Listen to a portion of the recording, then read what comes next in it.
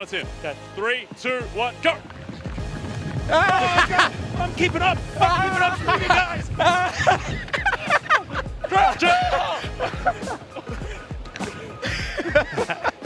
Croucher! Come on. I'm back. I'm like 20 years older than Jay.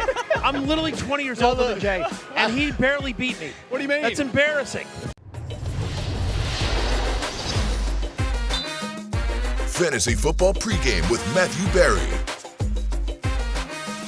The sun is shining in Pittsburgh on the turf at Acrisure Stadium, but let me assure you, my friends, it is very, very cold out here, and three men not equipped to deal with the cold. Myself, Jay Croucher, Lawrence Jackson, Matthew Berry, Fantasy Football Pregame. Hit us with your questions all day as we get you ready for the week 8 of the NFL season, kicking off in 2 hours. Back out here, hopefully no more injuries like there were in Dallas. We're going to dig into Matthew's look, his aesthetic with the sunglasses. Yeah, why do you look like Junior Soprano? I'm going to take somebody out back. Look, it's cold. Let's be clear here. It's cold. I didn't realize how sunny it would be because it's freezing. The glasses and so too much. thank you to our friend Cris Dupree, who loaned me his glasses for the next 2 hours. These are not my glasses. If you like them, credit Cris Dupree. If you don't like them, blame Cris Dupree. Either way, I'm ready to go. I'm ready to go. Listen, comment from Nick Langley on YouTube. Glad to see they let Berry into the stadium. Yeah. Barely. It was tough. It was tough. This is the. I'll save my comments for tomorrow's show. I say you can't do it while we in the stadium. I still have to be here all day. Of course, Football Night in America coming up at 7 on Peacock and NBC. I'm a company man, so I have to be part of that. You know what I'm going to do? We'll talk about this stadium tomorrow. But what I will say right now is I want to take a toast. A toast to Jonathan Taylor. Yeah. Jonathan Taylor has played 7 games this year. He's had 3 touchdowns in 3 of those games.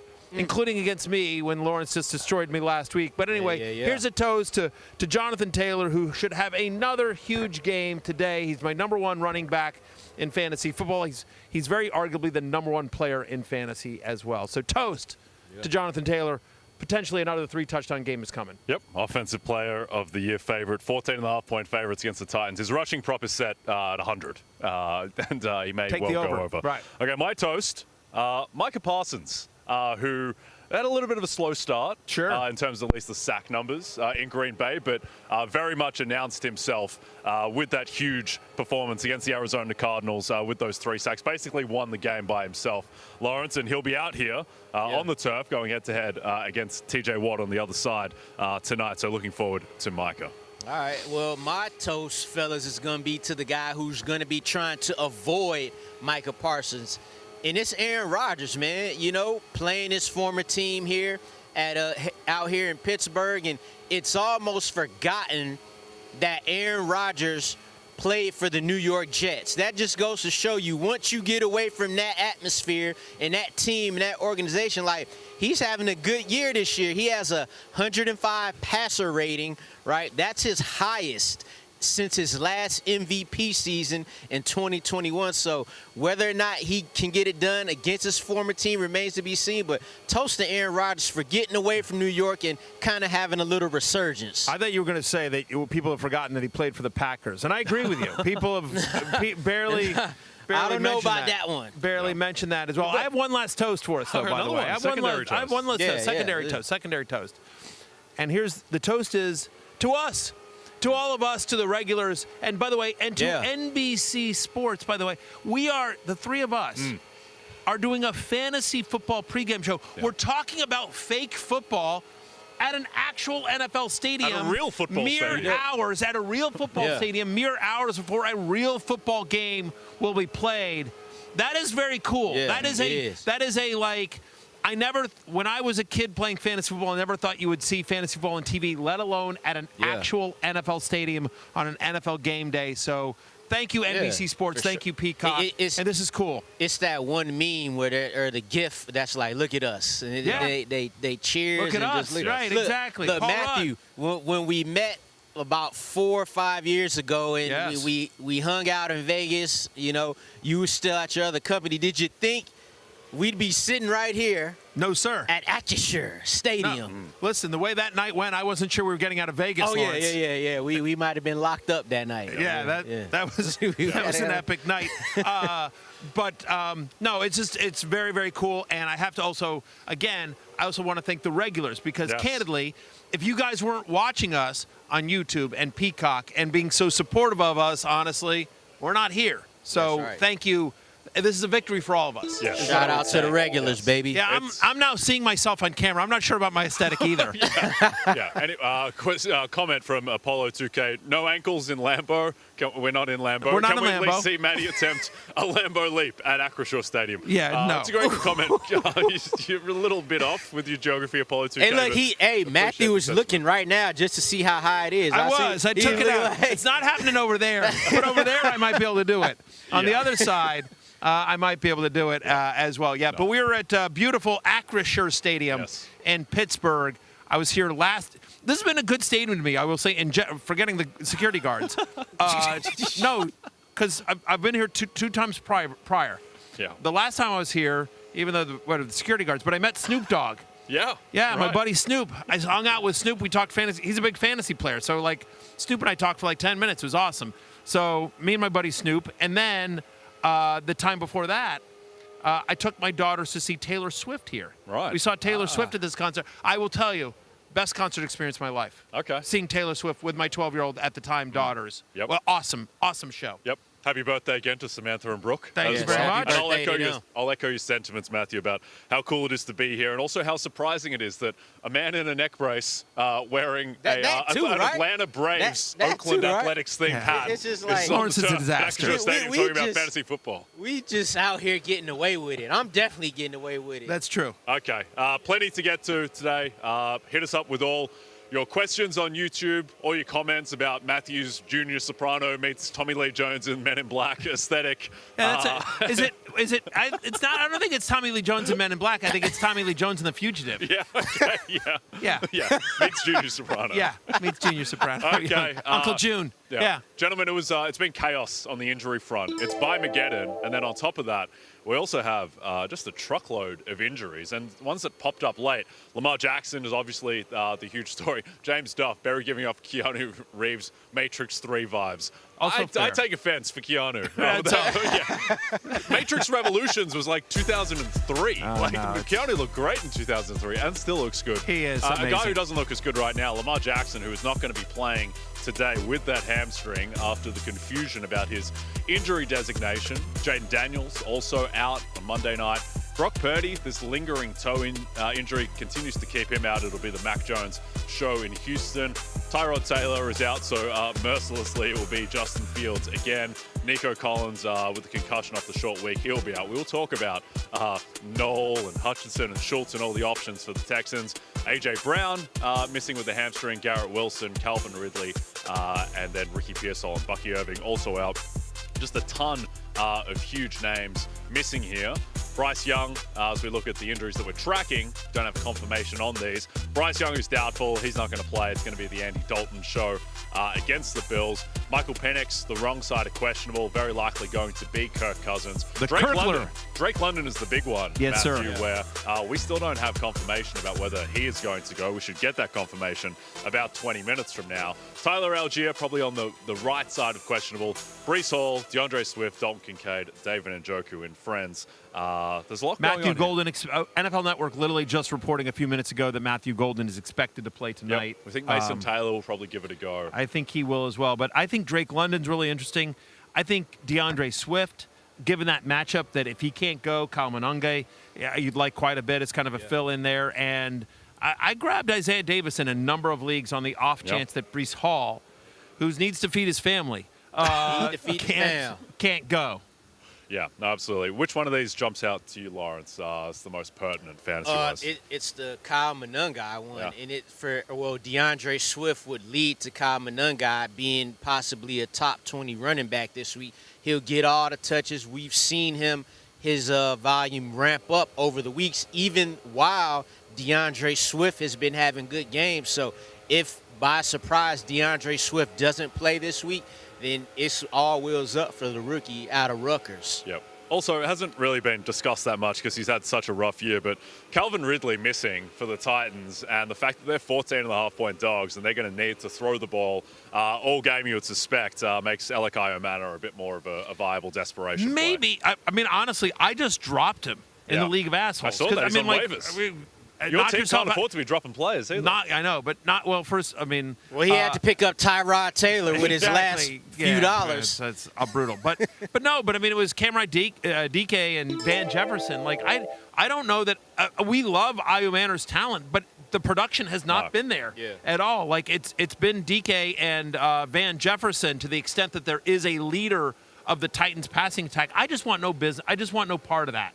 Yeah. Like, if I'm going down, and I'm likely going down, I want to go down with a player on a good team, for the love of God. Okay, question from Austin Mitchell, full PPR flex, need one. T-Mac, Algier, Troy Franklin, or Manungai? Listen, they're all sort of upsidey-ish. Like, I could see Troy Franklin against the Cowboys going off, and certainly if DeAndre Swift are out, Manungai becomes interesting. We like Algier. We've talked about him. He was in the others receiving votes for the Love-Hate show because he gets around 15 touches a game in games that the Falcons win. They're over 7.5. They're 7.5 point favorites here. But Tedero McMillan, to me, T-Mac is the answer. Andy Dalton, professional quarterback, Andy Dalton, should be able to get the ball to his best wide receiver. Yeah, T-Mac's the only one of these guys that you feel has the upside to go for 100 yards and a touchdown type of game. Maybe Algier gets in the end zone, but wouldn't think the yardage. And they're touchdown underdogs to the Bills, so you figure they're throwing a decent amount as well. Absolutely. Okay, let's get to burning questions. So we see the vaunted animation. George Savaricas, head still on the Flames. George not with us today. George legally not allowed to enter the state of Pennsylvania, but he will be back in due course. Let's start off with Chicago. And I just want to say this quickly. George was framed. I don't believe the charges. I insist. I know. I agree with George when he insists on his innocence. Yeah. I understand why he does not want to come here and risk being arrested. Yes. Because the case against him is strong.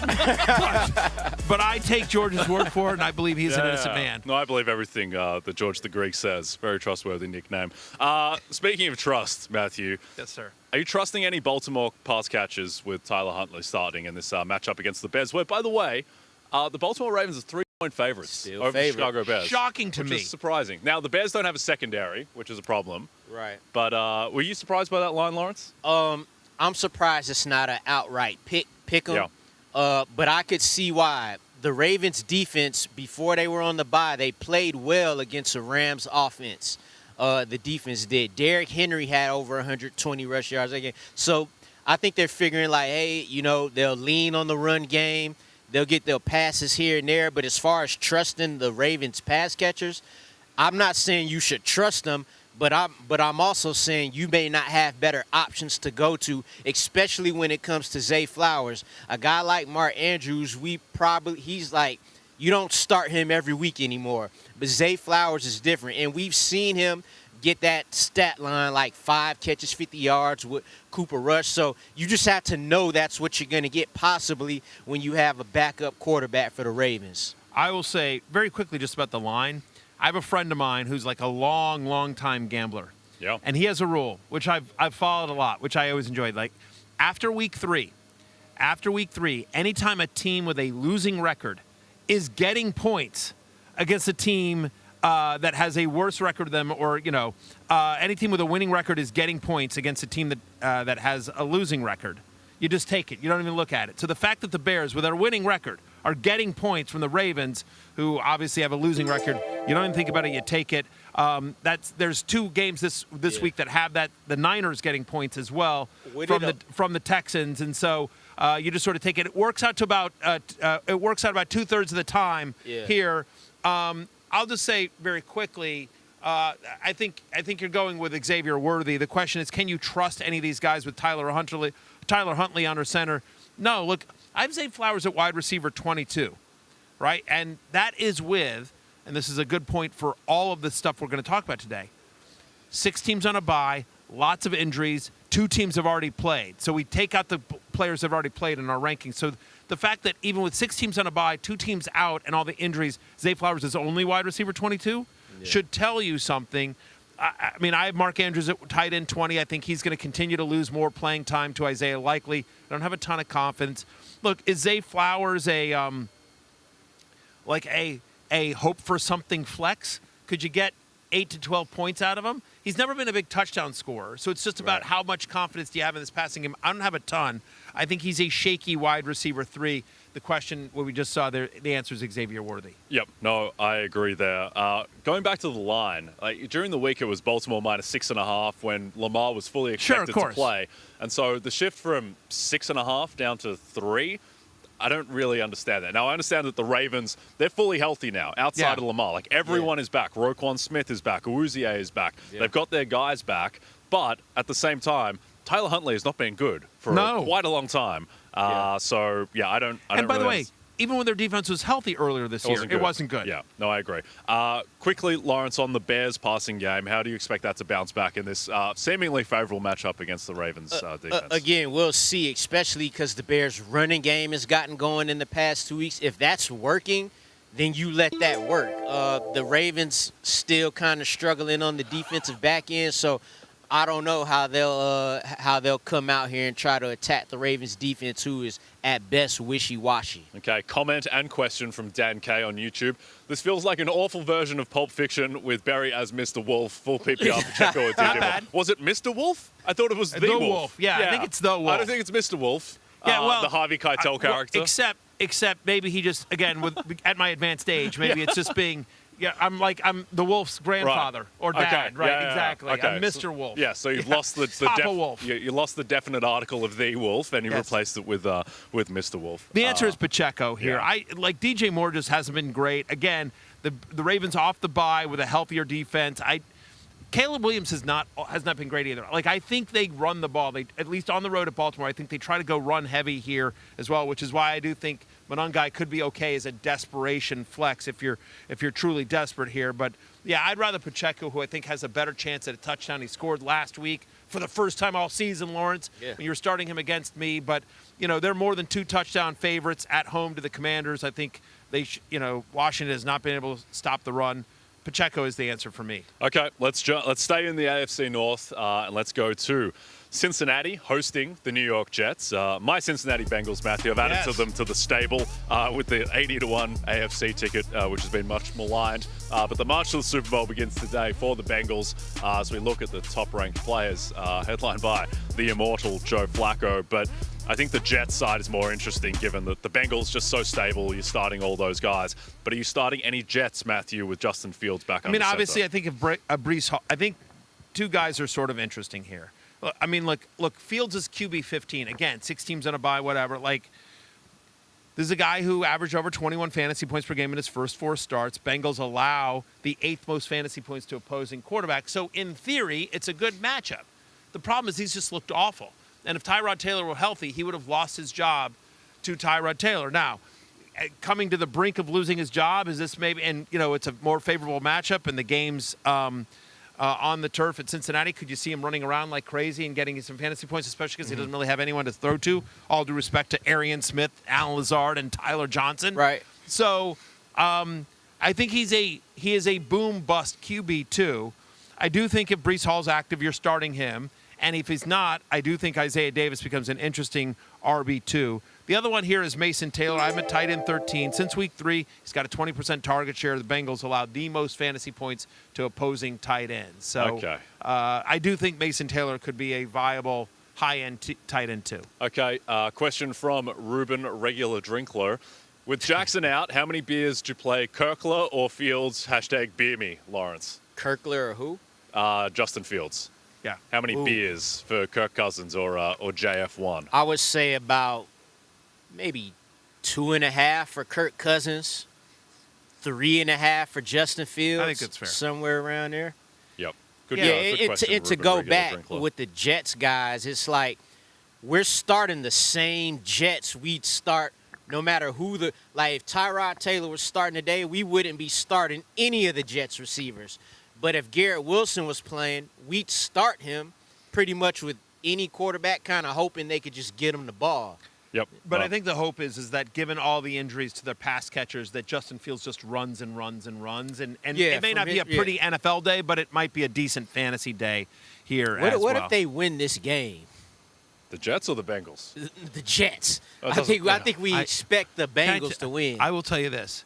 If after Jay has put a ton of money on the Bengals at 80-1 to make the Super Bowl, if Joe Flacco throws a couple of picks here and loses it, because the Bengals got to kind of win out here, or come close to it, and so if Joe Flacco once again costs you a ton of money, that will be the funniest thing of all time, Lawrence. Man. You may have to come to the show Monday just so you can laugh at him with me. Come on, Joe. Let's be on the right side of history. Let's jump ahead to San Francisco at Houston. Yeah. Another line which I think is surprising to most, the fact that the Texans are 2.5-point favorites with no Nico Collins. This line's actually been moving towards Houston progressively. I do think some of the early week line was influenced by the possibility Brock Purdy would return. He has not returned. It will be Mac Jones again, who's QB 21 for you, Matthew. But I think the real interesting question here is how are we ranking the Houston pass catchers with no Nico Collins? Yeah, ideally you're avoiding this, but if you had to pick one, I'll say Jalen Noel, who Dr. Denny Carter talked about on Friday as well. 77 receiving yards last week. It's worth noting that the Niners are top 4 in terms of most yards allowed to the slot. No Nico Collins, but also no Christian Kirk in this game. And so I do think that is one of the areas that we don't have a lot of confidence in this in this Texans rushing attack. I could see Woody Marks getting some pass catches out of the backfield as well, because the Niners do struggle against pass-catching running backs, so I do think Woody Marks has some flex appeal. But other than that, the only pass catcher, so Noel, I think, is a desperation guy. We'll talk about him a little bit later in the show. But Dalton Schultz is sort of interesting here. Since week 3, he's the 8th best tight end in fantasy. He's had 4 straight games with 5 or more catches, at least a 17% target share in every game. And given just how bad that offensive line is for Houston, Jay, it just feels like when C.J. Stroud is under siege, and it feels like he constantly is, he's looking for Dalton Schultz of all people. Yep. Yes, incredible world we're living in with Dalton Schultz as the number 1 pass-catching option for an NFL team with playoff aspirations. Great name for a novella, by the way, Matthew. Dalton Schultz is sort of interesting here, which could be famous last words. But I agree. Outside of that, it's Noel who is the only other really vaguely compelling option, and then Woody Marks potentially. I don't really want any part of Nick Chubb at this point. The one thing I'll say here is that is on the Niners side of the ball. I think there's more questions around the this Houston Texans defense is really good. Yeah. And so Kendrick Bourne is kind of a shaky wide receiver 3. I think you still got to start Kittle. I know we had the goose egg last week. I know the Texans are a really good defense, but it's National Tight End Day. George Kittle will not go quietly on National Tight End Day. He getting some points today. He even apologized to the fantasy managers last week. Indeed. Question from Nick Ross. Half-point PPR flex. Who you got? Alec Pierce, Jalen Noel, Algier, and Pollard/Tajay Spears Lawrence? Yeah, none of these are great. But go ahead, Lawrence. Sorry, I'm not Lawrence. What do you mean Pollard? Pollard/Tajay Spears? Yeah, I get to start both of them. I'm taking Tyler Algier, man, versus a weak Dolphins run defense. I think Tyler Algier gets in the end zone today. Favorable matchup there. So I would go with the guy who I think best has a chance to score a touchdown, period. I'd probably go Pollard just for the guaranteed touches because Algier's a little bit banged up, but it's close. It's very close. Like I said, if I knew Algier was fully healthy, Algier, I agree with you. He's probably going to get 15 touches in this game and have a good shot at scoring a touchdown. Pollard has the tough game against the Colts. Yep. Okay, let's move ahead to Cowboys at Broncos. I think another game where the line is a little surprising on face value. The Cowboys, 3.5-point dogs in Denver. The total is a massive 51.5. Not a lot of respect for Dak Prescott, who's been playing at a MVP type of level and with all his weapons back. But any concerns, Lawrence, for the Dallas passing game against Denver's elite secondary? Against their secondary, absolutely not. Dak Prescott is quarterback 4. George Pickens is wide receiver 5. CeeDee Lamb averages 20 fantasy points per game in every game he starts and finishes. And then Jake Ferguson is the best tight end in fantasy football. So their secondary, no. Am I worried about the Denver pass rush? Yes. But as far as that, no, wheels up. And the reason the spread is why it is because of Dallas's horrible defense. Yep. as Matthew Berry starts pouring.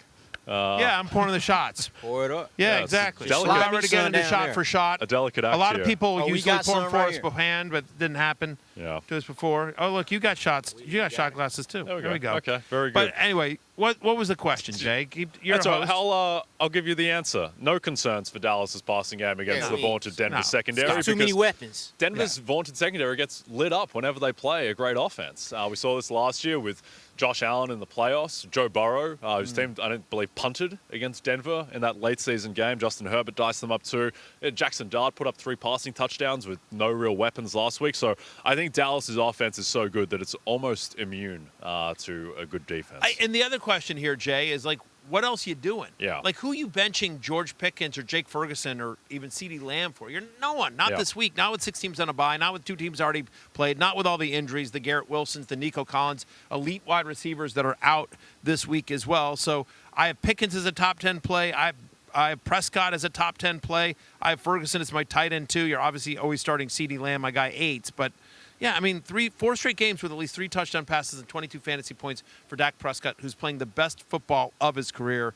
Don't get cute. You're starting all the Cowboys you normally would. Revenge game. # revenge game for Javonte Williams, who may or may not have said something on Dallas radio about this. I don't know. We won't go into that. Yeah. Let's move ahead quickly to Green Bay at Pittsburgh, which will be played right behind us on the turf of Acrisure Stadium. The Packers are 3-point favorites.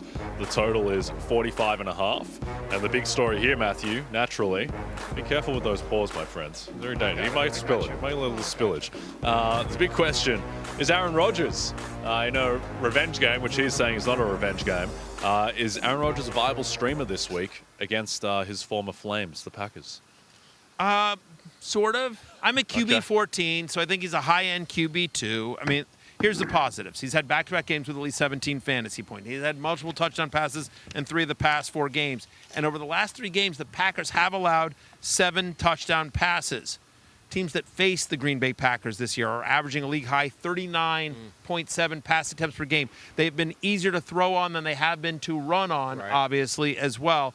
And I get there's going to be so much talk about Micah Parsons, but probably no one, with the exception of maybe Joe Flacco, no one gets rid of the ball quicker than Aaron Rodgers. So I'm actually not worried about his mobility just because, again, he's so good at getting rid of the ball. So, yeah, I mean, look, he doesn't give you anything with his legs. You already know that as well. But I think, again, his old team, when they get in close, is he going to stat pad a little bit? Yeah, a little little shovel passes, and that kind of stuff. So, yeah, I do think he is viable is a strong word, but do think you could use him as a streamer in this week? I'm going to buy him again week.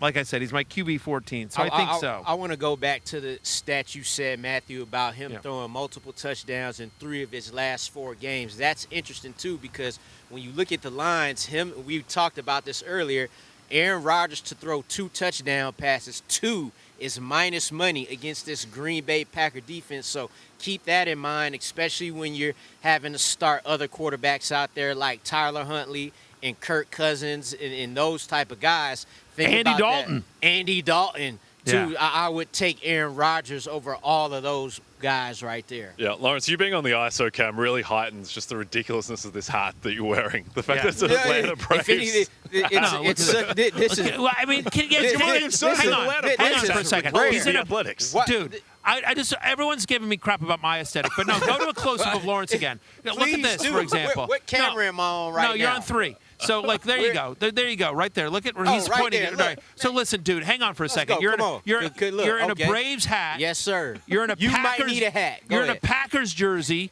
Yes. You're wearing a neck brace. Yes. Like, you're a disaster. But how do what is going on? With all that, I still come out the best looking one here. Yeah, how does wow. that happen? And why, Jay, would I ever wear an Oakland A's hat? That will never happen. It is Atlanta till I die, baby. Unbelievable. I Gerald the know, pool but you're guy. not wearing a Falcons jersey. You're wearing a Packers jersey in Pittsburgh it's not just to even a troll. Packers jersey. This is not a Green Bay Packers jersey. It is a Packers jersey. This is my Little League jersey. Matter of fact, this is my brother's Little League jersey. I was number 5. He was number 8. So I'm showing love to the Packers. I'm showing love to number 8, Aaron Rodgers. The original number 8 Jackson. Yeah, that was over me. here to my That was right. me. Yeah. Hey, man, regulars, You got to let these fellas know they hating out here. Yeah. All right, Gerald the Pool Guy. Shout out to Lawrence Plus Money Jackson, sticking his neck out for us each week, quite literally. I never got on the show as a regular. I'd like to declare myself the first of the Plus Money Heavy Hitters Club. That's ridiculous. There He you said go. sticking Wow. your neck out. Oh, That's that an is- unbelievable little And cold it's operation. Do you think he's actually a pool guy or just Gerald pretending the to be pool one? guy, Yeah. Or To get in just close to pretending to be Lawrence. one on TV. All right, let's go shot for shot. Matthew, kick us off after you digest that little sip that you had there. What do you got? All right, yeah, here we go. Bo Nix. I know him. Bo Nix facing Dak Prescott. We just talked about that game a second ago. Bo Nix finishes as a top 5 fantasy quarterback. 5 of the 7 quarterbacks to face the Dallas Cowboys this year have finished with at least 24 or more fantasy points. I think this game is a shootout. Everyone's talking about Dak. Give me Bo Nix off the crazy comeback to be a top 5 quarterback today. Okay. Try put the microphone near your mouth when you speak next time, Matthew. Jamar Chase. Everyone heard that. Screw you. Did everyone hear that? Yeah, no, I don't think so. No one heard that? It was about Bo Nix. Yeah. I say Bo Nix is a top 5 fantasy quarterback. How about there? There you go. Right here. Okay, you can ride with Bo Nix. I'll ride with Jamar Chase of my beloved Bengals. Way to go on a limb He there. goes over 86.5 receiving yards. No Sauce Gardner. No one to stop Jamar Chase. I don't care that the Bengals are likely going to be playing with the lead as a 6-point favorite. Joe Flacco, he throws, and they throw with the lead. Jamar Chase gets to 87 receiving yards. Lawrence, what do you got? Look, man, this is National Tight End Day, so I'm leaning into that right now. I'm gonna go Dallas Goedert finishing as a top 3 tight end in fantasy this week. Look, no A.J. Brown. Dallas Goedert is already a top 4 tight end in fantasy points per game this season. He scored a touchdown in 4 out of his last 5 games and has double-digit targets in 2 out of his last 3 games. All that said, Dallas Goedert, talk about cheap targets and touchdowns. They like to do that with Dallas Goedert, so top 3 tight end for that young man. I like it, Lawrence. I'm going to stay in that same game, and I'm going to say Devontae Smith has at least 100 yards and a touchdown. 60% of his routes come from the slot. That's one of the areas that the Giants struggle against. No A.J. Brown, as you mentioned, Lawrence, as well. This year, when Devontae Smith has gotten at least a 25% target share, you certainly expect him to get that today with only Dallas Goedert and Jahan Dotson as competition for targets. He's averaging over 20 fantasy points per game. So 100 yards at a tutty for Devontae Smith, the Slim Reaper. Okay. We talked about how it was a little bit of a confusing line with the Ravens being 3-point favorites over the Bears. I'm going to go with the Bears. I'm going to ride it. I don't care about the steam. I think that the Bears, they cover. It's now an alt line of +1.5 against the Ravens. I think the Bears win outright and win 5 in a row. The Chicago go. Bears. Tyler Huntley, he goes down. Bears win. Lawrence, what do you got? Jonathan Taylor, this one easy for me. I think it'd be easy for all of us. He goes for at least 122 rushing yards, 1 rushing touchdown. You add that up together, folks, that's +208. He's only hit this number once this year, but Tennessee has allowed 113 rushing yards per game to running backs, and Jonathan Taylor has scored 10 rushing touchdowns in his last 5 games. He about to run crazy on these guys. Give me Jonathan Taylor, 122 in the TD. The big JT run is coming. He's been housing runs, but from like the opponent 23, where he just runs out of room to run. He just runs Those it into the end 20, zone. 30-yard runs, he going to get that 78-yarder today. Yep, that's coming. All right, Matthew, what do you got? Last one, you heard Lawrence mention National Tight Ends Day. It is, in fact, National Tight Ends Day. And so, of course, I have to go with the tight end that we're going to see tonight right here at beautiful Acrisure Stadium. The Tuck Daddy, the Tuckler. Tucker Kraft finishes as a top 5 fantasy tight end. Steelers have given up at least 14 fantasy points to an opposing tight end in 3 of the last 4. Tucker Kraft on National Tight End Day, top 5 tight end. Okay, you're riding with the Tuck Daddy.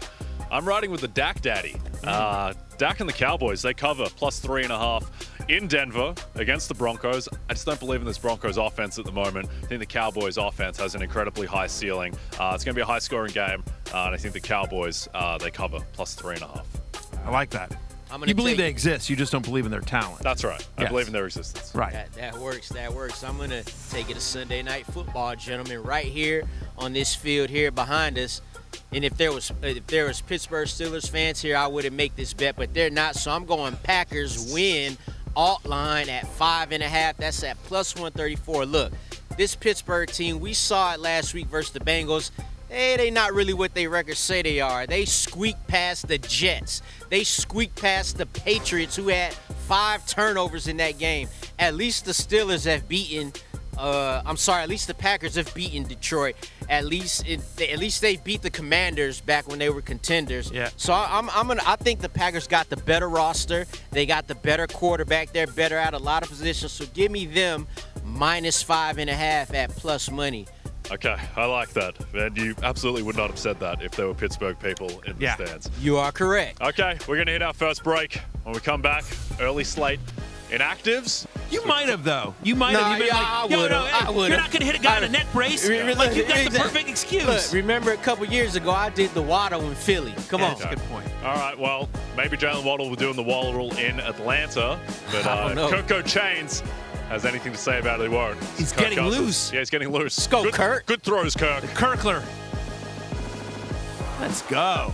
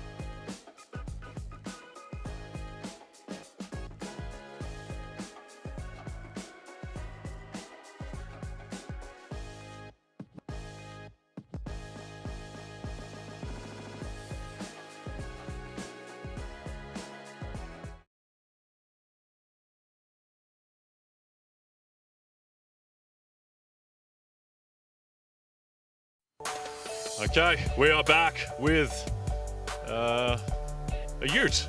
The Pittsburgh Steelers, Acrisure Stadium. The sun is out, shining brightly. It's a very nice city, Pittsburgh. Underrated. One of my 20 favorite cities in America. This is not one of my favorite. Who are the other 19? Yeah. We'll put it next to the regulars power rankings. Yeah. Not one of my favorite 20 pieces of information today, Matthew. Adam Schefter tweeting that Falcons wide receiver Drake London is inactive today after the late appearance on the injury report. So Drake London is no good to go. So we take a look at the other Notable injuries, as expected. Bryce Young and Michael Penix out. I wonder if he's out for depression because he didn't get 5 receptions and killed my parlay from last week. Savage. Might be. It's the only leg that didn't hit. He got 10 targets. He only needed to come down with 5 receptions. Yeah, no, well done about making Drake London's present injury designation about your losing bet from 7 days ago. My superpower, as everyone knows, is I can literally take any subject and somehow make it about myself. Please. Okay. That was easy. That was nothing. Give me an actual challenge. That was a layup. All right, let's see if this is a layup too. Question from Forever Students. London out. Matthew, should I start Pitts over Marks and my flex PPR? I would. Yeah, Again, there's a lot of unknowns, obviously, what this offense looks like without Drake London, what this offense looks like with Kirk Cousins under center, because Michael Penix also out. But I just feel like they're going to be able to move the ball against Miami. They will throw, and so you prefer to go against Miami than to go against San Francisco. Right.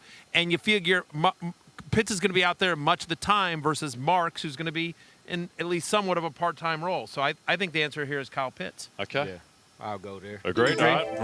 Atlanta resident Lawrence Jackson gives the tick of approval. Johnny Dangerly, one of the great regulars with London out.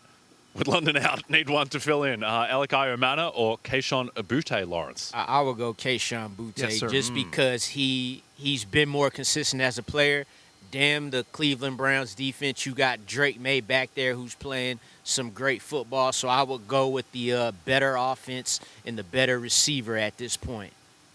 Okay. One more question coming up on YouTube.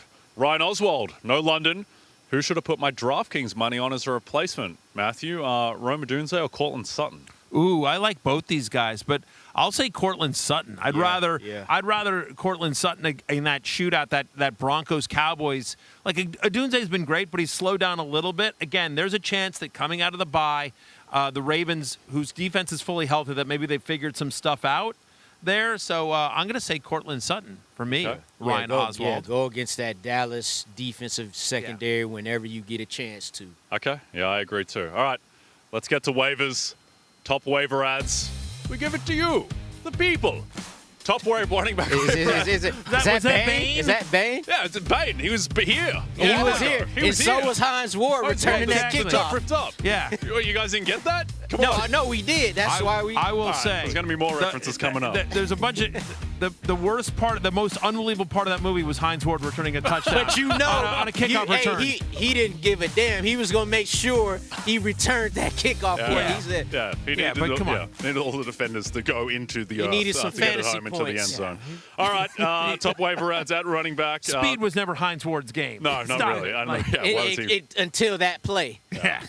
Okay, Tyjae Spears against the Colts. Matthew, in what could be a favorable pass game script for the Titans as 14.5-point dogs. Tyler Algier, who is playing, and now it seems like the Falcons are going to run the ball almost every play with no wide receivers.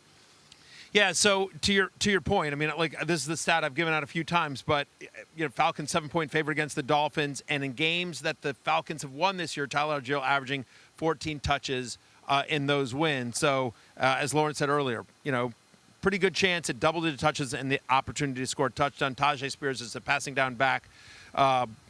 Titans are 14-point underdogs here, back-to-back games with a 12% target share for Tyjae Spears.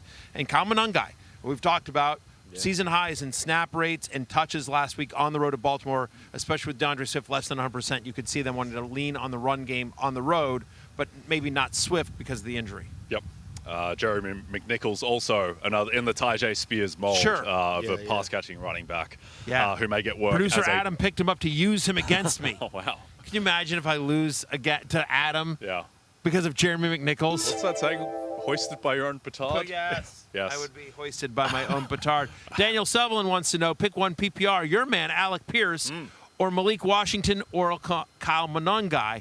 I assume this is a flex in a PPR league, Jay. Any thoughts? Yeah, Alec Pierce is a little bit less appealing with Josh Downs back and the fact that they are 14.5-point favorites and may not need to throw. Just hasn't really happened for Malik Washington yet. And then Kyle Monangai, you're hoping that he gets into the end zone, but an a backup running back, basically, for a team that is 3-point dogs against Baltimore. So I think I would lean Alec Pierce even with the crowded room. You got to hope You for the are a big Colts play. fan. I think I would go Monangai, but I think it's very close. Yep. I will say this. I think Monangai is the more floor play. Like, Pierce could get nothing. Pierce could get 14 points. Yep. Like, he's the guy that kind of only needs one play. Yep. Monangai is likely going to get at least 10 touches in this game. Yep. Does he do anything with them remains to be seen. So. Okay, let's jump to wide receivers. Headlined by Troy Franklin against the Cowboys, wide receiver 32. Alec Iomana against the Colts. Jalen Noel. X. I don't even need to say the rest of his names. Everyone knows who X is. And then Chimere DK against the Colts, who is competing to be a wide receiver 1 on an NFL team. Who's your favorite of these guys, Matthew? Well, I think it's Troy Franklin, but my favorite actually is not on that list. It's Darnell Mooney. He's available in 50% of leagues, obviously. With the news that Drake London is now officially inactive, Mooney becomes really interesting, against these Dolphins. He's the number 1 wide receiver in a pretty good matchup. So to me, he would be the answer there. But assuming Mooney is gone, I'm not a big fan of Iomana. I think Troy Franklin is interesting. Cowboys allow the second most fantasy points to opposing wide receivers. Jalen Noel, we'll talk about him in a minute here, but as I've mentioned, Niners allow the 4th most yards to the slot. No Nico Collins, no Christian Kirk today. And then finally, my guy X, Xavier Legette, friend of the podcast. Everyone knows him, X. I do think that with Andy Dalton, there'll be a little bit more consistency to this passing game. Sure. He actually, he started like 5 games last year when Xavier Legette was there. He had some success with him there. So, coming off a game where he had career highs in targets, receptions, and receiving yards, X might be okay in a negative game script against the Bills. X going to give it to him. All right, let's take a look at Matt Mods' question on YouTube. Hashtag BuyMageddon, flex decisions, half-point PPR. As we move away from the question. Can we bring that back up, Stephen? The question was, it was Kendrick Bourne, Xavier Legette or Jalen Noel, I believe is the question. Okay, who you got there, Matthew? Xavier Legette, Jalen Noel, or Kendrick Bourne. I think I'm going to go with Kendrick Bourne there. Yeah. Just, a longer track record of success with Mac Jones. I get it. It's a tough matchup, obviously, against the Houston Texans. But I sort of feel better about the role and the talent. I know last week was a little quiet, but I think I would go. That's where I would go. Okay. All right, let's talk about some quarterbacks and tight ends to stream. Saw the graphic pop up before. Marcus Mariota against the Chiefs. Aaron Rodgers, obviously playing the Packers behind us. Kirko Chains, and then the tight ends, Dalton Schultz, Mason Taylor, Colston Loveland. Who is most compelling for you, Lawrence, on this list? For me, it's Kirk Cousins. We talked about him a little bit earlier. It gets a little bit harder, obviously, with no Drake London, but you still have viable weapons there in Darnell Mooney, Kyle Pitts, but Bijan Robinson, he's been a great part of this. He's second on their team in receptions right now, so they line him up out wide a lot, and I think they will lean into that more. So if Kirk Cousins if the run game could get the Falcons down to the field, Kirk Cousins could possibly get multiple touchdown passes versus a team who's allowed that in 3 of their past 4 games. Okay. Yeah, you happy with that, Matthew? Yeah, no, I agree. The only other one I wanted to mention here is just, again, because we've talked a lot about Dalton Schultz. We've talked a lot about Mason Taylor, who's literally the only guy for the Jets in a good matchup against the Bengals, who have allowed the most fantasy points to opposing tight ends. But I just want to mention Colston Loveland. No Cole Kmet today in this game. So the rookie tight end for the Bears is potentially interesting. Ravens give up the 8th most fantasy points to opposing tight ends. So, again, if you're really kind of scraping, Colston Loveland becomes kind of interesting today. Okay, question from Just Charlie. PPR desperately need flex. Tez Johnson, Pacheco, Mason Taylor, Dalton Schultz, or Harold Fannin Jr. He's called him Fanny Jr. It's not his name. I'm not it's sure. Fannin Jr. I'm not sure I like that one. And I don't think he would like that either. No, I wouldn't say that to his face. Yeah, who you got here, Matthew? I'll tell you this much. Actually, this is better options than I think you would have thought. Like, I kind of like all these guys today, right? I like Tez Johnson going up against that secondary. I think Baker plays better this game. We just talked about Pacheco on Monday night. I think he gets into the end zone. Dalton Schultz we've talked about. I'll I'll say I think Tez Johnson has the most upside of all these guys because I think he could, he scored in each of the last 2 weeks. He's going to be their number 3 wide receiver as well. Facing a Saints team, this game's in New Orleans. Feels like this could be a little bit of a track meet. So I think Tez Johnson has the most upside. I think if you're just needing floor and you just need I just need 10 points, then Pacheco is the guy that has to me the best floor of those guys. That's how I would look at it as well. Yeah, so it depends on what you need there. Get the most touches out of all of them. Yeah. Okay, very good. Let's jump ahead to Week 8 desperation plays, players who are available in over 80% of leagues. I went with Xavier Legette. Welcome aboard. Yeah, X, nominal determination. X going to give. He will give it to you. He has to give it to you. Who you got here, Matthew? We've talked about him a few times, but Jalen Noel, who was targeted on 27% of his routes last week. Again, no Nico Collins, no Christian Kirk either. So Noel is the best of a bad lot in terms of pass catchers. Him and Dalton Schultz should be the focal point of the Texans' passing attack against a Niners defense that struggles in the middle of the field. Okay, who you got, Lawrence? For me, it's going to be Malik Washington here. One thing about the Falcons' defense that the Dolphins will try to neutralize is their pass rush. But Tua is going to have to get the ball out quick. Last week, Malik Washington caught a season-high 5 of 8 targets. The thing is, it was only for 30 yards. But he's getting the targets now. It's just going to be short area, and that's pretty much why it's a desperation play, Malik Washington. Okay, this is going to be interesting, everyone. Yes. So prop shot. Wait, hang on. And by the way, so I don't know how this happened, but somebody, some poor person had to drag this thing to Acrisure Stadium. As you see it right there, like how are we going to do prop shot? No and accuracy test. Yeah. I mean, all right. Unbelievable. So are we throwing it from here? Are we standing up? I think we have to stand up. Yeah, I think we're going to make the distance. It's a little too far away because Yeah. these things are like soft. They're very soft. There's no heft to them. Yeah. You can't. They're not going to go very far. Okay, Matthew, our fearless leader, you can go first. All right. Am I trying to throw it in the? I'm trying to throw it in the thing. Right? I would think that's probably the aim. All right, how close are you going to get? Well, that's how close so I was there you gonna go. get. All right, there. I'll go next. Here we go. Cut through the wind like Aaron Rodgers tonight. Oh, Not so good. man. It's close. Oh, Come on, man. Lawrence. Yeah, come on, Lawrence, with the neck Your brace. only hope. Oh, wow, we got a Here we little go. wide shot. It's all happening. I don't got full Don't range pull. of motion. Here we go. There. Oh, man. I thought on I had. now. I have Shameful enough stuff. power on that. Glad George Savaricas wasn't here to see that. Yeah. Diabolical. All right. Not a great lead-in for our proud sponsor, DraftKings Sportsbook, but we did our best as we jump into proper shot. And I will kick us off, gentlemen, with not the original Chubbler, the secondary Chubbler, Chuba Hubbard. His rushing yards, which is set at 41.5. He got a decent amount of work, 14 carries against the Jets, and I think he'll go over against the Bills' run defense that just got eviscerated by the Falcons last time out. Next guy, Lawrence, Gotham's Reckoning, Devontae Smith, receiving yards over under 73.5. Yeah, I'm going to have to go over with this because, as we know, A.J. Brown won't play today. But even with A.J. Brown the past few games, Devontae Smith has at least 8 receptions, 110-plus yards. That's in 2 out of his last 3 games. So I'm going to go over here on Devontae Smith. Okay, Drake May, passing plus rushing yards. Matthew, 258.5. I'm going to go under here. The Browns have held every quarterback they faced this season under 250 yards. Given how much that Browns offense struggles, I don't think May is going to have to do much today as well. So give me under 258.5 passing and rushing yards for Drake May. My quarterback, I hope I'm wrong on this one. I'd love to be wrong, but I'll either be right or, he'll have a good fantasy day and help me defeat Adam. Indeed. Good hedge. Okay, George Pickens, longest reception, over under 23.5 yards. I'm going to take the over. As good as this Denver secondary is, they've given up explosives. They've had breakdowns. We saw the Bellinger touchdown last week. Total 51.5. I think that the Cowboys will be throwing.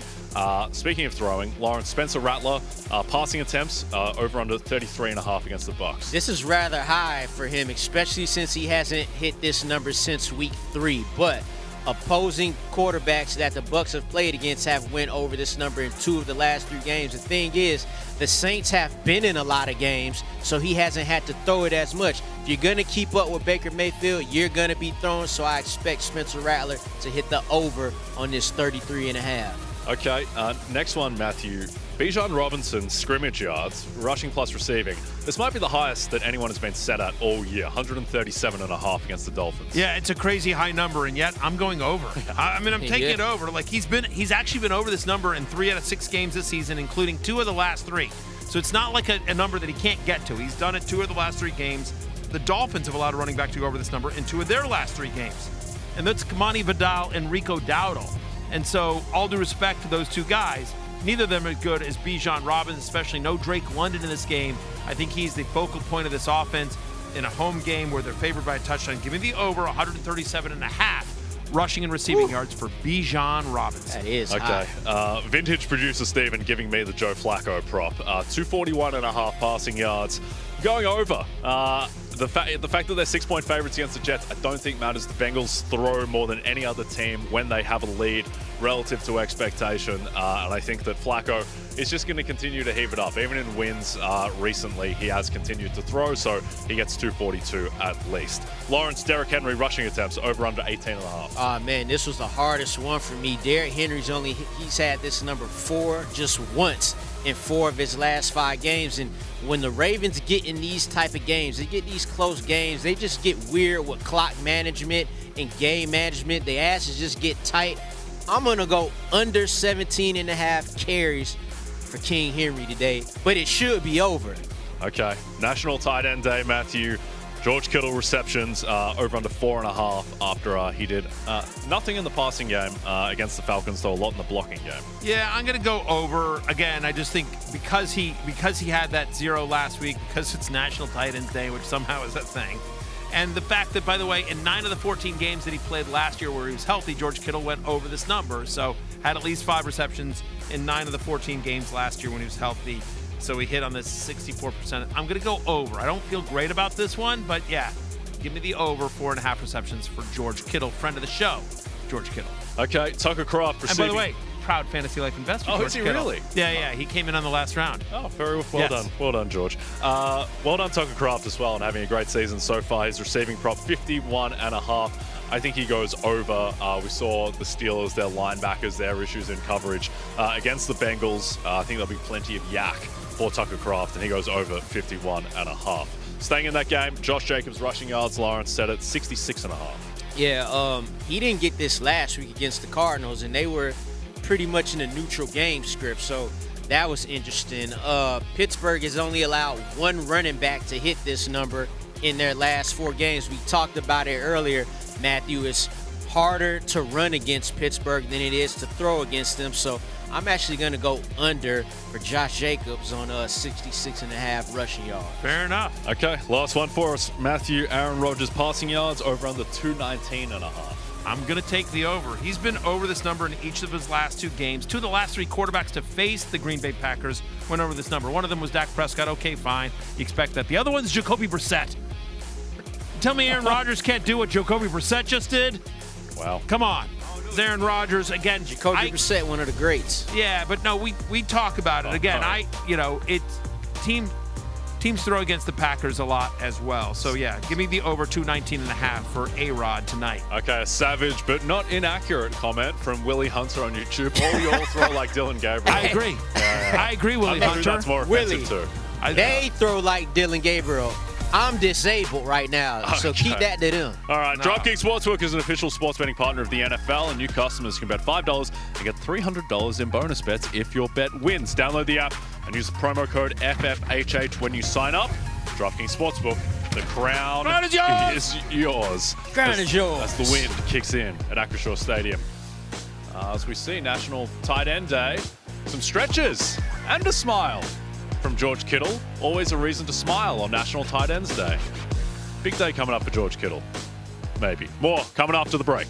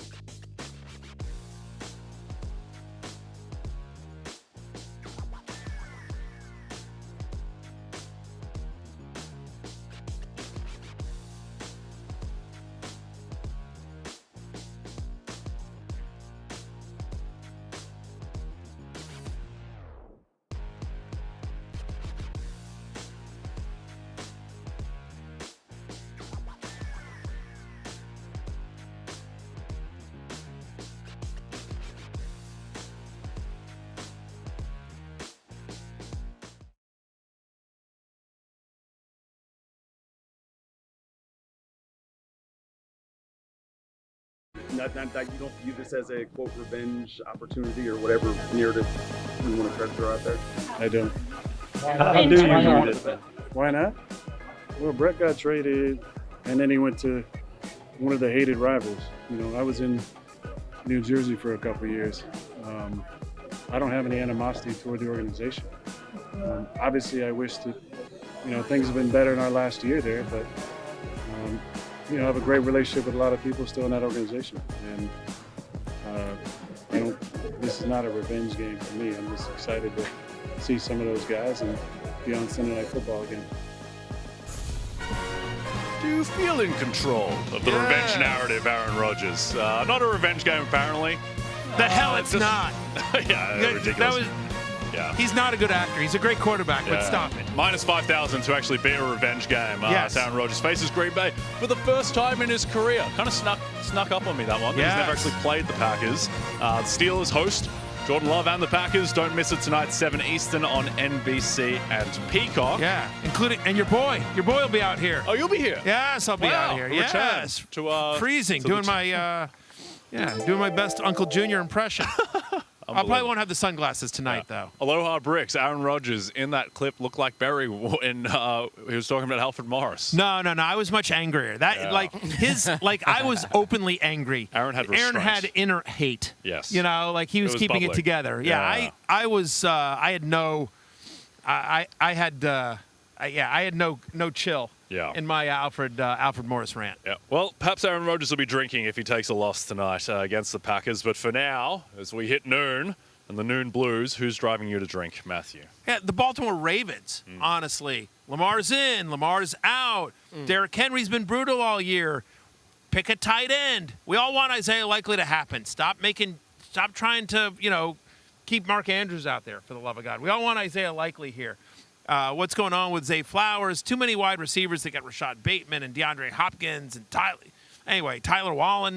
Wallace, right? It's a whole thing. It's a disaster. The Ravens, which should be one of the best teams for fantasy football, are like one of the worst because it's all a mess here. I think you're still starting Derrick Henry today, but you don't feel great about any of it. So the Ravens drive me to drink. Yeah, that ain't going to get right till number 8 get back. Mm-hmm. Yeah, it's amazing. Halfway through the third quarter of week 1 against the Bills, I thought, all right, season's over. Ravens Super Bowl, here we come. Yes. This looks like the greatest offense I've ever seen in my life. And now they are 1-5 and a solid chance to go to 1-6. Now, Lawrence stole my first option for Noon Blues. You stole my second option, but I'm happy with my third option. It's the Washington Commanders. You sound like Aaron Rodgers not saying it's a revenge game. Yeah, I'm happy with my third option. I am happy with my third option. That's that inner hate. Yeah. Go ahead. Croucher. I'm happy with it because it's your team, the Sure. Washington Commanders, who I actually don't know anything about, and I like the Commanders. I love Jaden Daniels, but it's rough now. 3-4, very likely going to go to 3-5. Yes, sir. No Jaden Daniels.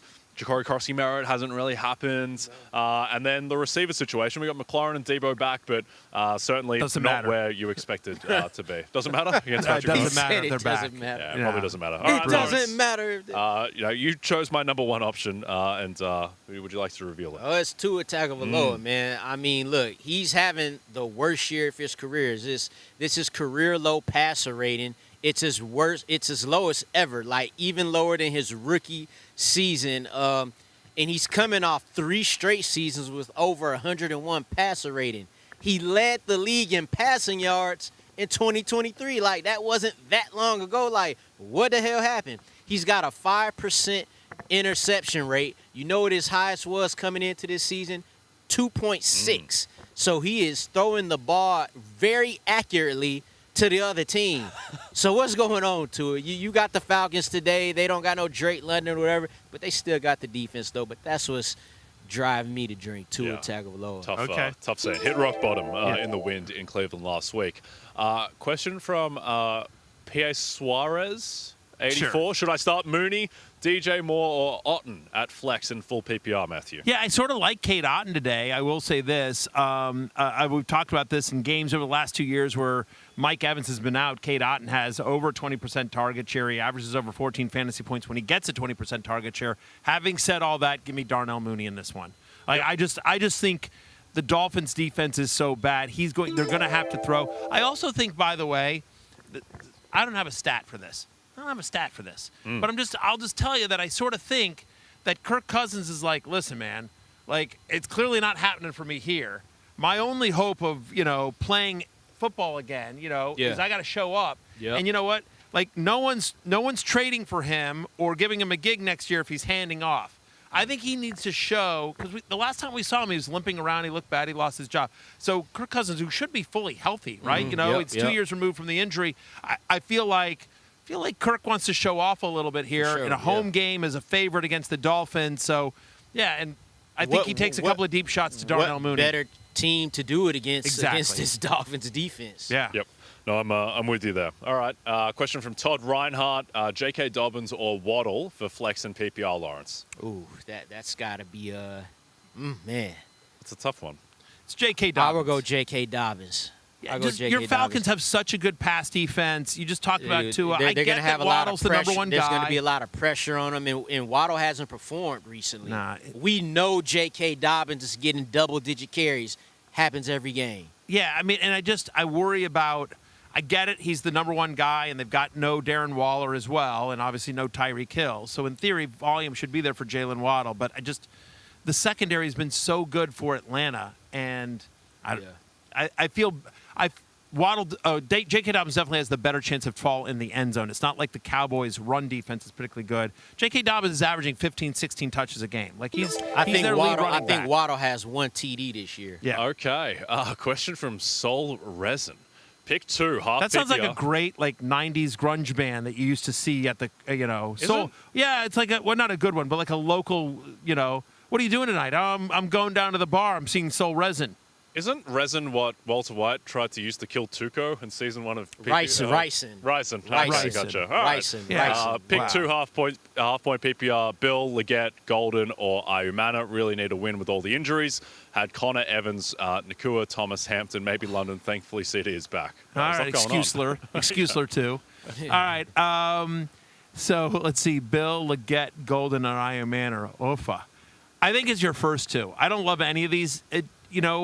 Golden makes me nervous, A, because he hasn't done it, and B, Christian Watson back today. And we've just got no idea what role Christian Watson has. I could tell you his role, running down the field every play. Well, you understand what I'm saying? Like, we just don't know. Like, is it going to be Watson? So Golden makes me a little bit nervous. Ayumana, again, I get it. He scored the last time against the Colts, but, I just have no confidence whatsoever in this Titans passing attack. So Xavier Leggett, who is coming off the good game and I think probably gets an upgraded quarterback in Andy Dalton. And then Ja'Cory Krosky-Merritt, very tough matchup, not involved in the passing game, but will get double-digit touches, probably gets 10 to 12 in this game before it gets out of hand, and maybe he falls into the end zone. Obviously, none of those are ideal options, but that would be my choice is Bill and X. Okay, let's jump in to rankings, starting off with the quarterbacks as we look at 1 through 10. And Bo Nix, who's not had a great season real-life NFL, but continues to add fantasy value with his legs, Matthew, and he comes in at quarterback 4.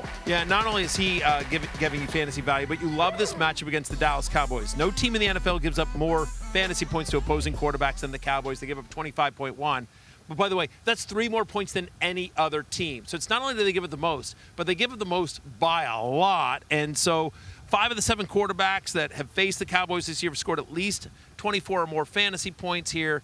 You heard me talk about it earlier. One of my shot for shots, Bo Nix, top 5 quarterback today. He comes in at QB4 in my ranks. Yep. Patrick Mahomes, who's your number 1 quarterback, Matthew. Statistically, he looks back. He set it 275.5 passing yards on DraftKings, which is the highest he's been set for a long time. He was drifting into the 240s, 250s, but he looks back to being the guy that he was in 2022 when he won MVP last, and he's the MVP favorite right now. So I think we can pretty much say that Patrick Mahomes is back. Let's jump to quarterbacks 11 through 20, which is... has some old names in there: Marcus Mariota, Joe Flacco, Aaron Rodgers. But let's talk about a young name, Matthew. It really does look like 5 years ago. Yeah, Dalton, Flacco, Rodgers, Tyler Mariota. Yeah. They're not going down without a fight. Yeah. No. But the youngest man on that They're list. like me. You will go down with a fight. Yeah. Just without a fight, though. Not with exactly. All right, Jackson Dart. Yes, sir. Matthew continues to look like a QB1 for fantasy purposes. Yeah, I mean, look, do I think the Eagles will play better than the first time they played the Giants? Of course I do. But, he had over 23 fantasy points the first time he played the Eagles. 3 of the 4 quarterbacks three of the four last quarterbacks, I should say, to face Philadelphia have scored at least 17 fantasy points. Gets a bunch of points with his legs. He scored a rushing touchdown in 3 of the last 4. So Jackson Dart, who last week actually got a lot of fantasy points with his arm. Again, had the fluky play to Theo Johnson, et cetera, et cetera. But still, I just think in a week where you've got 6 teams on a bye, Dart comes in at QB 11 for me. Just there's a floor there with his legs, and I think the Eagles defense and the Eagles defense. Okay, question from Scott Gillespie. Caleb Williams or Dart, with the caveat that the league has a minimum of 200 yards passing to start counting passing yards for points. That's an interesting. In that case, I would go Caleb Williams. Yeah. I think it's probably Caleb Williams here. I mean, I do think there's a chance they come into Baltimore and they try to run the ball, but if you have to get to 200 yards before you start counting points, I think Caleb's probably the choice there. Yep, I agree with that. Cutthroat league right there. Yeah. Okay. Let's jump to Kirk Cousins, Lawrence. Coco Chains. We talked about him already a number of times, but again, and I agree with Matthew, what you said earlier. Because this might be his only game. That's right. Now you're going against a Dolphins defense that allows the 5th most fantasy points per game to quarterbacks. In fact, when we had our love-hate show this week, I had Michael Penix on the love list, so it's not going to change much for me now that Kirk Cousins is in there. 4 of the last 6 quarterbacks to face this Miami defense has thrown for at least 2 touchdowns, and the 2 that didn't do it was Dylan Gabriel and Justin Fields. So I think Kirk Cousins has a good shot to throw for multiple touchdown passes today at home against the Dolphins. Okay, let's jump to the running backs. Let's jump to Eric Gotthard. Do I go Kirk Cousins or Fields in a Superflex league? And do I go Goddard or Golden for a flex? #BuyMageddon, half PPR, Matthew. Let's take the easy one here. I think Goddard is the easy one with A.J. Brown. So that one is what I'm doing for your flex. Here's what I'll say, Eric. I mean, how lucky do you feel? I personally would go with Kirk Cousins, but Fields is a guy. Fields, there's gonna be no in between. Fields is either gonna completely bottom out and be benched at halftime, or Fields is gonna have 20-something points, right? I mean, he's either gonna go off or he's gonna just be a disaster once again. Kirk Cousins is I feel 16 points in the bank. That's the thing. Kirk Cousins has to throw for at least 1 touchdown. With Justin Fields, if he throws for 87 but runs for 77, you're gonna get something. Yes. So it is really tough. And I saw you had them right next to each other. So in the rankings. My point is, Eric, if you're down bad from Thursday night, maybe you played against a guy that had Justin Herbert and you started Quentin Johnson or something like that, and so you're down bad, I would go with Fields. Fields is the upside play here. But if you're if it's the reverse, man, maybe you had Kamani Vidal and your opponent had Jordan Mason on Thursday night and you're feeling pretty good, then I might say let me just go with Kirk. I feel good about that's good advice. Kirk feels 240 yards, 2 touchdowns, and a pick. Yep. That's what I feel like. If he gets that, we good. Yeah. That's what I think it's going to be. Hell, even throw 2 picks in there. Just give us those 2 touchdowns with it. Yep. Yeah.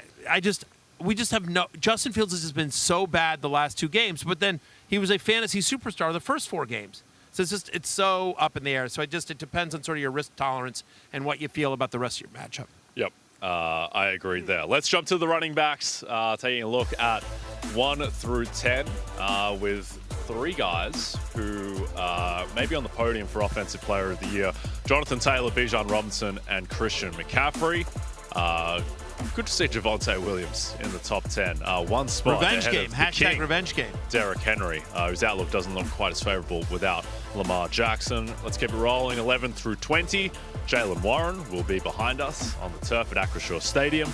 But let's talk about number 13, Matthew, DeAndre Swift, who gets a relatively favorable matchup against Baltimore's suspect run defense. Yeah, they're allowing the 6th most rushing yards per game to running backs. Now, Roquan Smith does return today, so that improves the defense, but still, back-to-back games with 20 or more fantasy points, 3 straight games with at least 15 fantasy points, and over the last 2 games, he's averaging 7 yards per carry.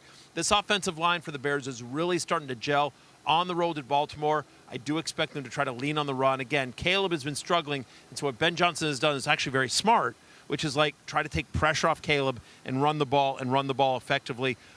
For 3 straight weeks, I haven't seen a team stop that sweep You know, when they get him on the Oh, edge. they killing it on They that killing play. it on the Yeah, cover, yeah, on the corner. And so, I have DeAndre Swift as a top 14 play this week. Yeah, very interested to see Quinshon Judkins and his ability to be efficient on the ground. I think there's two things with Quinshon in his favor. One, he's getting a ton of work. Yes. And two, he's really good. But that may just get swallowed up by the fact that it just doesn't seem like he has any space in this offense. There's no three-point shooting to space the floor because everyone's just loading the box against Dylan Gabriel and the lack of vertical threat. Question from Charlton writes, PPR flex, Judkins, Flowers, or Kittle? I still think it's Judkins, even with those caveats. He's got by far the best chance of getting in the end zone. I'm going Quinshon Judkins. Yeah, there. And we even agree there. The good thing with Judkins is even when they lose and lose badly, he still gets work. Yes. Outside of the Steelers game, He's every other game. Right, because the Steelers game, he still had 12 carries. Yeah. So you know the double-digit touch volume is going to be there. I think he had 21 carries against the Lions in a game they lost by 3 touchdowns. So Judkins are the choice there. Let's go to running backs 21 through 30, which is headlines, Matthew, by Isaiah Pacheco at 21, who has the favorable matchup against the Commanders. But let's talk about Tyler Algier, who, in terms of backup running back situations, has about as favorable a matchup as you can imagine today. We've talked about him a lot this show, officially active here as well. In games in which the Falcons win, he averages basically 15 touches a game. They're 7-point favorites. We think the Falcons win this game. We think it win handily. So it's worth noting that over the past 4 weeks, the Dolphins are giving up 143 rushing yards per game. Now, some of that's skewed by the crazy Rico Dowdle game, but still, you can run on Miami. And so with Drake London out and Kirk Cousins under center, I could see them leaning a little bit more on the run game than they have previously, which is kind of what they want to do, right? I mean, they're going to play good that's defense. what they want to do regardless, yeah. Yep. No, I like it. Tony Pollard Lawrence comes in at number 24, starting to get his work cut into by Tajay Spears. And this is a tough one. These guys are legitimate 2-touchdown favorites against these Indianapolis Colts. And even if you take that out the equation, he's averaged 45.5 rushing yards in his last 4 games. That hasn't been good, and that has enabled Tajay Spears to get more run in that backfield. If the Titans are getting behind, Tajay Spears is going to be their receiving back. He's their third down back. And then on top of that, Tajay Spears is likely going to get 4, 5, 6 carries. And so that's the part you got to worry about with Tony Pollard. He's still going to have the most touches in that backfield, but it's just getting more untrustworthy by the week. Oh, I like this. Yeah. Question from X. Slap him like a grape. Having flexual frustrations, Mooney, Monungai, Pollard, or McLaurin. The shade game is strong today. Hashtag FF Pregame. Thank you, Slap him like a grape. Yeah. Who do you like here, Matthew? Between Mooney, Monungai, Pollard, or Terry McLaurin. I got it. I'm still going with Terry McLaurin. I get it. It's been tough. I get it that it's his first game back. Tough matchup with Kansas City. He's got a backup quarterback. But it's either him or Darnell Mooney. And I about to say, give me Mooney. You want Mooney? Yeah, close one. I would say McLaurin or Mooney. I just feel like a negative game script. They're 14-point underdogs, 14.5-point underdogs here. They're going to be throwing. Debo Samuel also banged up. Zach Ertz has struggled against. Zach Ertz has struggled when Mariota's been under center. Chiefs really good against opposing tight ends. So I'm going to say Terry McLaurin there. I'm going to go Darnell Mooney, though I think it's close. I just think that you spoke about Kirk Cousins. He gets 240 passing yards. Where are the yards going? Yeah, it's fair. Kyle Pitts and it's Darnell Mooney and Bijan Robinson out of the backfield. So, and this Dolphins secondary is a mess. Could see Mooney getting deep for a 50-yarder. That seems like it could be on the cards. All right, let's jump to wide receiver rankings. Looking at wide receivers 1 through 10. Jamar Chase, back where he belongs, is number 1 wide receiver in the sport, Matthew, followed by CeeDee Lamb and Rashee Rice in game 2, already back up to wide receiver number 3. Drake London naturally will not be taking part today. Now, let's cycle through to wide receivers 11 through 20. We have Cortland Sutton at number 11, Matthew, who gets a very favorable matchup against the Cowboys. Yeah, we've talked about Cortland Sutton before in this game, and just how much we want a part of all. If we can get a part of that Cowboys Broncos game, you want it.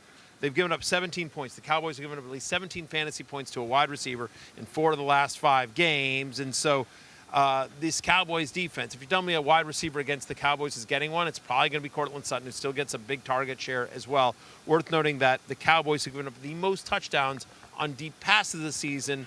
Now, that's a stat you could use for Troy Franklin or Marvin Mims, but I'm using it here for Courtland Sutton, who has a consistent role in this Broncos offense. You already know I like Bo Nix. So, yeah, Sutton comes in as a top 12 play for me today. Yep. Stephon Diggs is an interesting one where it seemed like after that Buffalo game, he had back-to-back 100-yard games, maybe he would totally explode. But he settled more into being like a 6 for 65 type of guy. Hasn't gotten in the end zone yet, but that will surely come. Berry's bold ankles. Need to start one.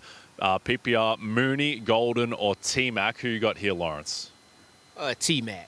T-Mac, number one wide receiver on the team there. Andy Dalton, again, Matthew mentioned something about a more consistent pass game. We don't have to worry about Andy Dalton running as much. That should be more targets for T-Mac, and just at this point, the best player of those three guys. Yep, I think it's T-Mac or Mooney. Yeah. I would lean T-Mac as well, just with the talent, but it's close. Yeah. Jennifer Arista, half-point PPR, Stephon Diggs or Rico Dowdle.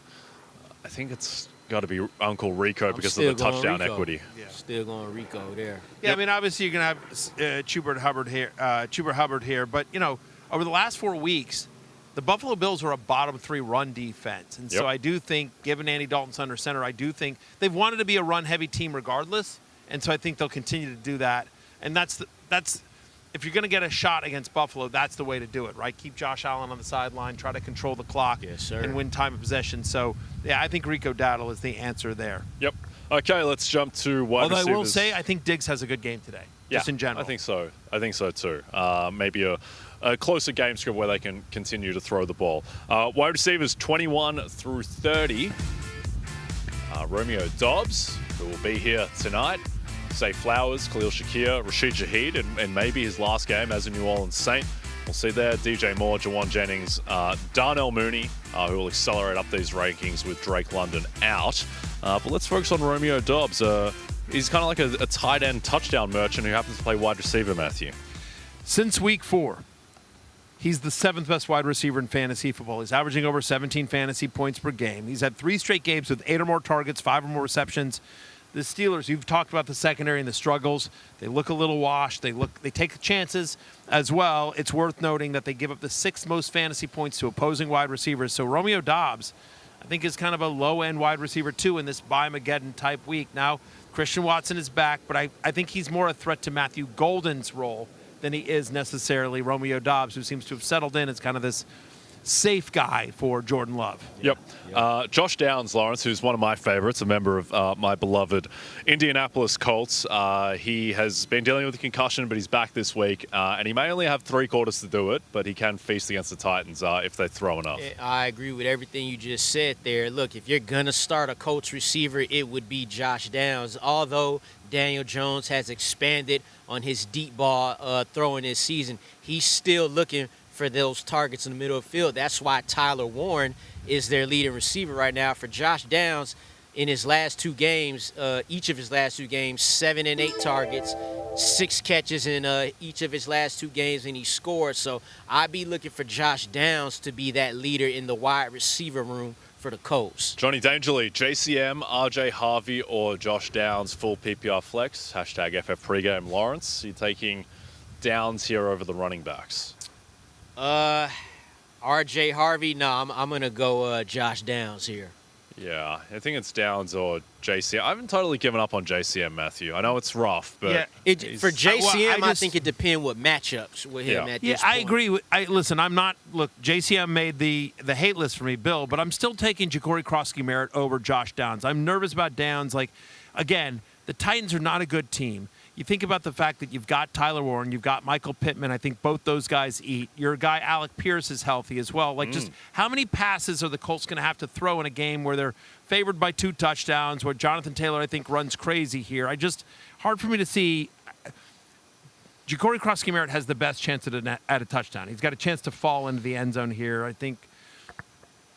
So that's probably where I would go. Yeah, I would go there. I just think he's going to get 10 to 12 touches with a chance to fall into the end zone. I don't think he's going to be particularly good, but Downs could zero out. Yeah. Downs could also be fine. It's just, you sort of just think about how that game plays out. There's just so many mouths to feed. Yeah, you worry that Daniel Indianapolis. Jones might only throw 8 times in the second half. I'm with you. Also, Ja'Cory Crossy-Merritt, Chiefs, it's a bad matchup in terms of the Chiefs don't give up volume to running backs because they're so good, and teams rarely have the ability with game script to run the ball, but on a per-play efficiency basis, the Chiefs' run defense hasn't been as scary, and still like the talent of Bill Ja'Cory Crossy-Merritt. National Tight End Day, let's jump to tight ends 1 through 10, headlined by Offensive Rookie of the Year candidate Tyler Warren, Jake Ferguson coming in at number 2, George Kittle, who we'll talk about.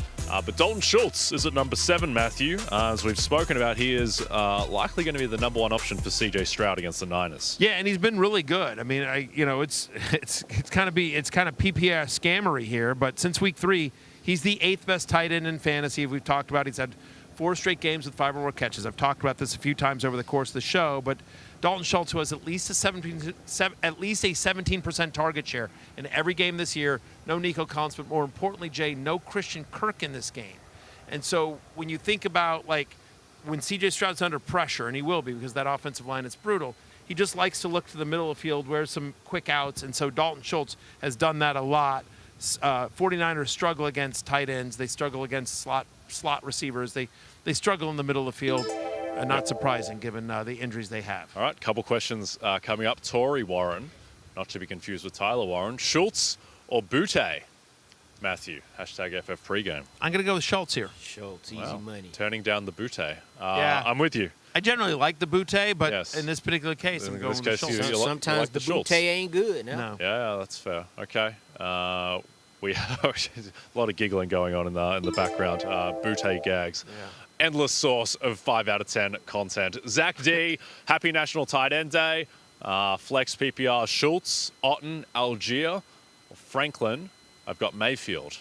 I would be going with Dalton Schultz there, Lawrence. Yeah, I'm going to go with Dalton Schultz right there. Yep. Agreed. I understand the question, should you stack Cade Otten with Baker Mayfield? I don't hate it, but we feel best about Dalton Schultz in this game. So, yeah, that's where I would go. Indeed. Just briefly want to highlight George Kittle. I think people were a little perturbed by his lack of statistics at all in the Falcons game. But 2 things. One, he looked super spry and athletic in his blocking. He looked like George Kittle on that front. And then 2, they just didn't need to I was about to say, they ain't had to do nothing. Yeah, they were gashing him. If you're going to gash him for 6 yards of carry on the ground, just keep doing that. That's what Kyle Shanahan wants to do. And so George Kittle this week, he's set at 56.5 receiving yards. So I just think he's going to be back to being George Kittle, and they're not going to be able to run the ball as effectively against Houston, you would suspect. Andrew Landon, hashtag FF pregame. Do we like JCM or Kittle for flex in a half-point PPR, Matthew? Kittle. Yeah. Come on, it's George Kittle. Yep.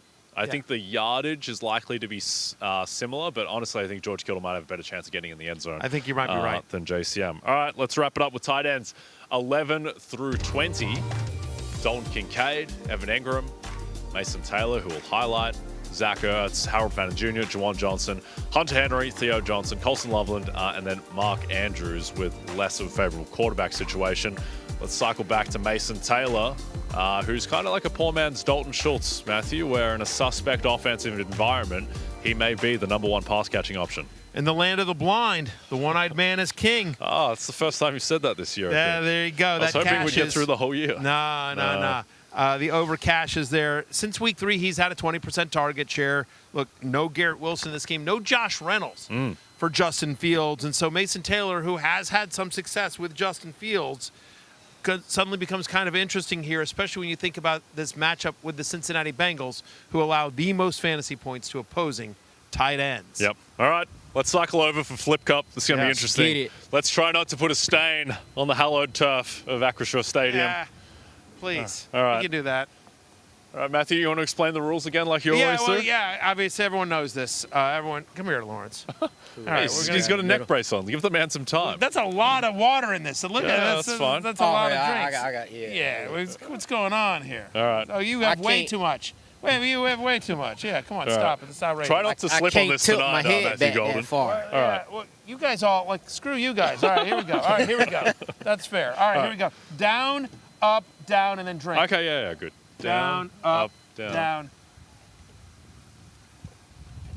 Oh, there's wind. The wind is... The wind is outrageous. Oh, that counts. No, it doesn't. Who did it? The man with the neck collar. The man with the neck. Let me get a little Sean HBK on him. Shawn Michael. Yeah, they still going. Look at him. Who's going to do it? Oh, Matthews cup falls off the table. We got Jay Croucher right here. They're still going. Jay Croucher. Jay kind of cheated. Well done, Jay. All right, Matthew, you're last. Don't keep doing it. No, stop. Stop now. There you go. You came third. There we go. There we go. No, I didn't cheat. No, that was legal. That's within the rules. That was awful. All right, here you go, Lawrence, for your touchdown. By the way, I don't think anyone heard anything I said because I just realized my mic was down too. A disaster. All this. We can go back to the table.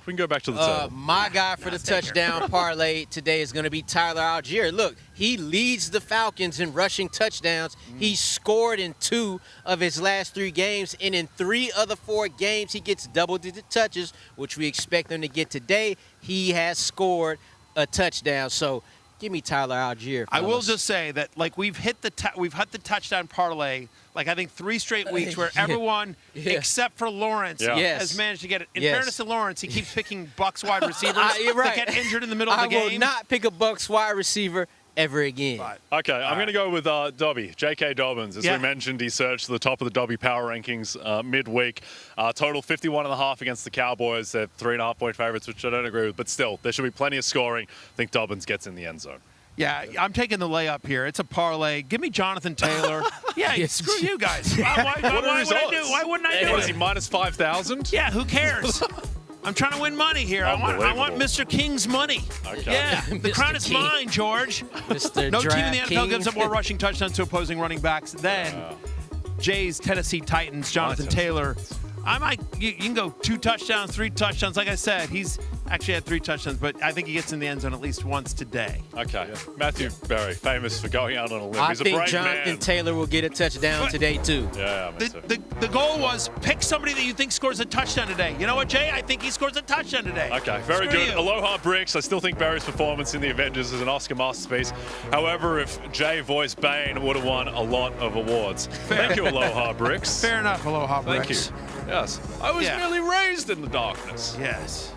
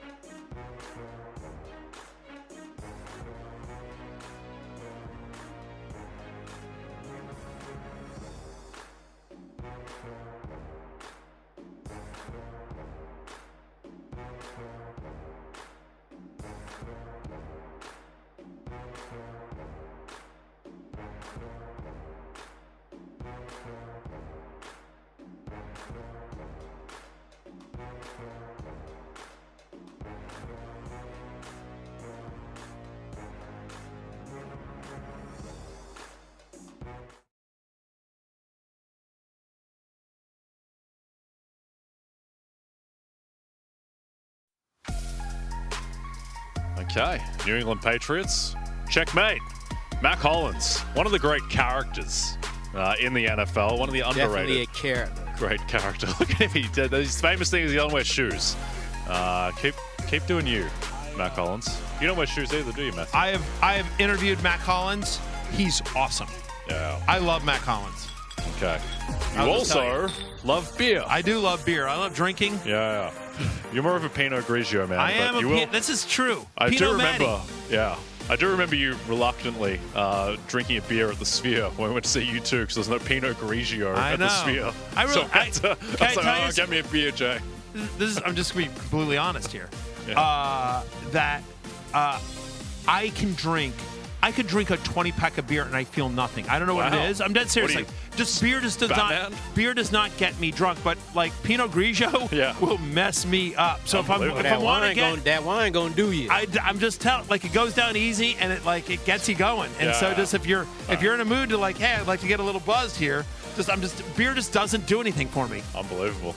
I can drink a 6-pack with like literally nothing. Okay. We'll try to get this verified by various practitioners and scientists, because that doesn't seem physically possible. We have a breathalyzer at my house that when we have teenage boys. When you have teenage boys, when you have teenage boys, like we would use it on them. Okay. And I'd drink a 6-pack and blow 0.0. I'm telling you, I'm impervious to alcohol when it comes in the form of beer. Impervious. It's a completely insane stance to take. It's true, though. I'm just telling you, it's true. Physically not possible. It's science. Unbelievable. I don't even know. All right, beer goggles. Cleveland, New England. Drake May, Matthew, how many beers would you need to start Drake May? Just one beer. Despite the fact that it has no impact whatsoever on you physiologically. Whatsoever on me. But for normal people, just one beer. Not worried about it. Look, I get it. It's a tough matchup against Cleveland. But in a week where 6 teams are on a bye and you're missing all these other starting quarterbacks, like, I can't imagine anyone out there has a better option where you're like, you know what, let me bench Drake May and go with whatever, Andy Dalton, or Marcus Mariota. Drake May has had at least 23 fantasy points in 3 of the last 4. He's the 5th best quarterback in fantasies for the season, multiple touchdowns in 5 of the last 6 games. Of course, not the game against the Bills where I really needed him to. But Drake May, just one beer. He's my QB9 today. I drink 6 beers and blow 0.0 on the breathalyzer. Yes. That's one of the most ridiculous comments I've ever heard in my life. Ramondre Stevenson, 3 beers for me there. What do you bet? Try that. What, that you blow more than 0.0 after you have 6 beers? Any amount of money that you want in the world. It's a ridiculous I'm going to get in. I want that bet, too. Unbelievable. Ramondre. How long do I have to drink them? Well, not like 7 weeks, which is what it would take for you to blow 0.0. All right, Ramondre Stevenson, 3 beers. Ramondre Stevenson, 3 beers every week. Tough matchup against the Browns. Favorable pass script, kind of game script. It balances out. 3 beers there. Lawrence, Jerry Jeudy. 4.5 beers. Who the hell's starting Jerry Jeudy? Look, he got 9 catches for 75 yards in 3 starts with Dylan Gabriel, or in Dylan Gabriel's 3 starts. For comparison, he had 66 in week 1 with Joe Flacco. So the reason it's not 5 beers, because Jerry Jeudy, he's still a good player, but they just don't. You can't tell. They don't throw the ball far enough. No, I know. So 4.5 beers. He throws Jerry like us, Dylan Gabriel. Damn near. Yeah. That's what Willie Hunter said earlier. Yeah, good shout out from Willie Hunter. All right, Bills, Panthers. A guy who is good at football, Matthew, is Rico Dowdle, who's still got plenty of work, though it was cut into by Chuba Hubbard last week. Yeah, but that's the point, right? Even though Chuba Hubbard was back last week, he still got 18 touches last week. He averaged over 5 yards per carry. They basically switched series. Rico Dowdle got the first series, then Chuba Hubbard, and they just went back and forth. But Dowdle was definitely the more effective running back, averaged 5.3 yards per touch. Hubbard just 3.4 yards per touch. Worth noting, as I talked about this earlier, the Bills allow the 3rd most rushing yard per game to opposing running backs. Andy Dalton under center that are going to want to go run heavy here. Rico Dowdle is my running back 17. Again, it's because of the buys and the injuries. All the rankings are weird. Yep. The bane of Rico Dowdle's existence, if you will, Matthew, is Chuba Hubbard, who was not raised in the darkness. He was actually raised in sunlight. He's a very happy man. The secondary Chublet, 3 beers for me. Worry about the workload in what is likely to be a less favorable game. What, are you not happy with that? No, I'm just laughing at guys just walking. Yeah, let the people walk. They've got things to do. They have a game to organize tonight. Hell, they got pylons. We're talking about Chublers and Bane impressions and stuff. 3 beers for Chuba Hubbard. I think that if he gets to value, it's going to have to be through the pass game. Khalil Shakir, Lawrence, how many beers? I could fly a plane after 3 beers. like Denzel. Denzel tried to do that in flight. In flight. Didn't end up well for Denzel. No. It did not He end flew up it upside well. down, though. He saved those passengers. That's all that matters. I often get mistaken for Denzel Washington. Yeah. I won't drink 3 beers and fly a plane, but I would need 3 beers to start Khalil Shakir here. He is a good player, but the thing is, how much will you need going against the Carolina Panthers? He hasn't had a game this year over 70 receiving yards, and he has only 2 games with at least 6 receptions. Usually Khalil Shakir thing has been getting those short targets and turning that into 7, 8, 9 catches. Hasn't happened this year, so I would need at least 3 beers to start him today. Okay, let's jump ahead to Tampa Bay. At New Orleans, Tampa Bay only 4.5-point favorites here. Cade Otton going to be a big part of the passing game. How many beers for Cade? 1.5. I've said the stat all week long, but in games over the last 2 years in which Mike Evans has missed, Cade Otton is averaging a 22% target share. And oh, by the way, when he has a 22% target share, he averages over 14 fantasy points per game. Saints have allowed 3 touchdowns to tight ends in just their last 4 games. And so Cade Otton is becoming more and more a part of this passing attack as Mecca Buka is not 100% healthy. Mike Evans is out. You got Tez Johnson there, the ghost of Sterling Shepard. It's Cade Otton, I do think, is a viable tight end 1 this week, given everything that's going on. You mentioned the Tez dispenser, Tez Johnson, 2 beers for me with Tez. Really optimistic about Tez and his target share going forward. He saw 8 targets last week against the Lions. He's going to be a big part of this passing offense. He is a very viable deep threat, so only 2 beers there. Another viable deep threat, Lawrence, Rashid Shaheed. And that's the thing. He's a deep threat, so you're going to have to wait on that play to come. In this year, it hasn't happened. He's had 1 reception over 20 yards in his last 5 games. So because it could still happen, I'm going to go 3.5 beers here. But again, it's not happening for him like it usually does. So give me 3.5 beers for Rashid the Speed Shaheed. Okay, let's close it out with the division closest to my heart, the AFC South. Showdown, Titans, 14.5-point dogs at Indy. How many beers for Tony Pollard? 3 beers, and to be honest with you, if this were a normal week, it'd be 5 beers. It'd be 5 beers. I would just start to be feeling something. Okay. It's what it would be. But right now, 3 beers. 3 beers. Look, the concern is the workload, right? 12 touches in each of the last 2 games, just 50% of the snaps. Like, he's in a timeshare with Tajay Spears, who's there's passing down back, right? And so, obviously, as a significant underdog, you figure Spears and their passing down back plays a lot more than Pollard. He has yet to have a game this year with more than 15 fantasy points. And your Colts, Jay. Your Colts. I know you're a Colts man now. For the sure. They allow the 4th fewest fantasy points to opposing running backs. Okay, Alec Iomana. Will he be king of the manor this week? I don't think so. More a lowly resident of the manor. 4 beers for Alec Iomana. The only reason it's not 5 is because, as you mentioned, Matthew, by Mageddon and the fact that there is a very viable chance he's the number 1 pass option in for a team that is 14.5-point underdog. So they may need to throw, but you can probably do better. Josh Downs, Lawrence. Yeah, so for me, it's going to be 3 beers for Josh Downs here against the Titans, where they are 14-point favorites.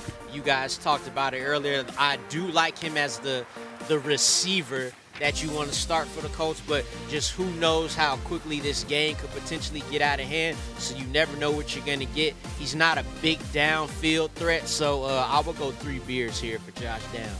Okay, I like it. Let's transition into pickup lines as we try and pick up Junior Soprano over here to our left, looking very tasty in those shades. I'm sober, so you're going to have to it's really going to be about the charm. Yes, it will be. It has not been good for Lawrence. We need to turn this around. This is a disgrace. You guys have been ice cold. Combined 2-11. Let's start heating up on the turf in Pittsburgh. Lawrence, what do you got? I was so ready to go with a Lamar Jackson bet for this. Yeah. Now, I can't, but you know what? I'll get a solid quarterback, Jordan Love. Right here, Matthew. 15 rushing yards. And you don't really think of Jordan Love as a running quarterback, That's right? Correct. Well, he's going against Pittsburgh. They allow 18 rushing yards to quarterbacks per game. Look at the quarterbacks they win against. Sam Darnold, Carson Wentz, Dylan Gabriel, Flacco. I'll conveniently leave out that they also played Fields and Drake May. But Jordan Love himself this year, he surpassed this number 4 straight games, Matthew. He's rushed for more than 20 yards 3 straight games. He's had a run of 10 or more in 4 of his last 5 games. In the game that he didn't, he still ran for 26 that game. So he's getting 4 he's getting 4 carries per game. If he gets 3.7 yards a carry with 4 carries, there's your 15 yards, Matthew. Yeah. 15 yards for, like Justin Herbert this year, a quarterback in Jordan Love who is running the ball more. He's going to have to run around. He got T.J. Watt coming, breathing down his neck. So I think you get 15 yards, and that's at plus 122. Okay. Yeah, I like it. Okay. That's a convincing argument, Lawrence. yes. I will give you that. I try. So my performance in this segment year to date has been shameful, so it's time to turn it around. And in times of need, we rely on our superstars, Matthew. So let me talk to you about Brashard Smith, over 15 and a half receiving yards. Here's what Brashard Smith has done his past 4 games in terms of receiving yards. 42, 21, 32, 27. He's had at least 3 receptions in all 4 games, and he's seen he's seen 3, 4, 5 targets. He's getting plenty of targets and work. So you read out those numbers. How is he set at 15 and a half receiving yards? Yeah. Makes very little sense to me. I think that he gets 16 plus. Yeah, I like that, especially given that I think he, in a game in which they might be up big, maybe they're going to keep throwing because I think they want to pad the stats and they're making statements. But I do think, given the way they want to get Brashard Smith more and more going. So, Lawrence, while I like it, I will tell you, last year I took an over on a Jordan Love rushing prop, and he screwed me. He did. Wow, Matthew Barry has a long memory. Yes. So I'm going home with Jay. Yes. Although, don't be surprised if I steal that tonight. We'll see. Listen, man, I'm rooting for me and Jay. We need to get this right. One of you guys need to get this right. I'm going to take Brashard Smith because if nothing else, at least it'll be another day before it's wrong. Yes. It's on Monday night. So exactly. I like both bets. I'm going home with Jay. Like to prolong the misery. Okay. Yeah. We have any questions coming up? No, we don't. All right. Was that Barry's power in the Avengers? Impervious to beers from Valiant. Yes. Vincent. Yes, it was. Look, I don't know if it'd be a 0.0, but I am telling you, it would be. I would be legal. I could drink 6 beers and be legally allowed to drive. Okay, I actually do know, and it wouldn't be 0.0, so it's physically impossible. Not impervious to Dollaritas. You're damn right about that. No, that's true. Them Dollaritas wrote was on himself off. We didn't get invited back to that. O'Doul's doesn't count as beer. It's not a non-alcoholic beer. I am telling you. I'm just telling you. I'm just telling you. I'm impervious to alcohol when it's in the form of beer. It does not get me buzzed at all. It's physically impossible. All right, we'll be back. You. Last call after the break. Someone help us. Yeah.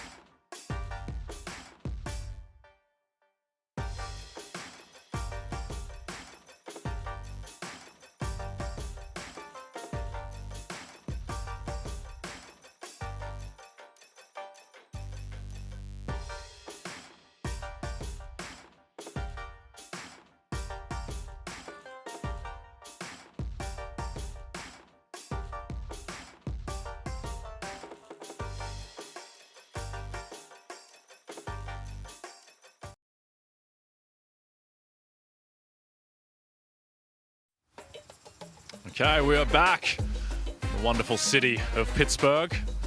See the river in the background. It's a nice river.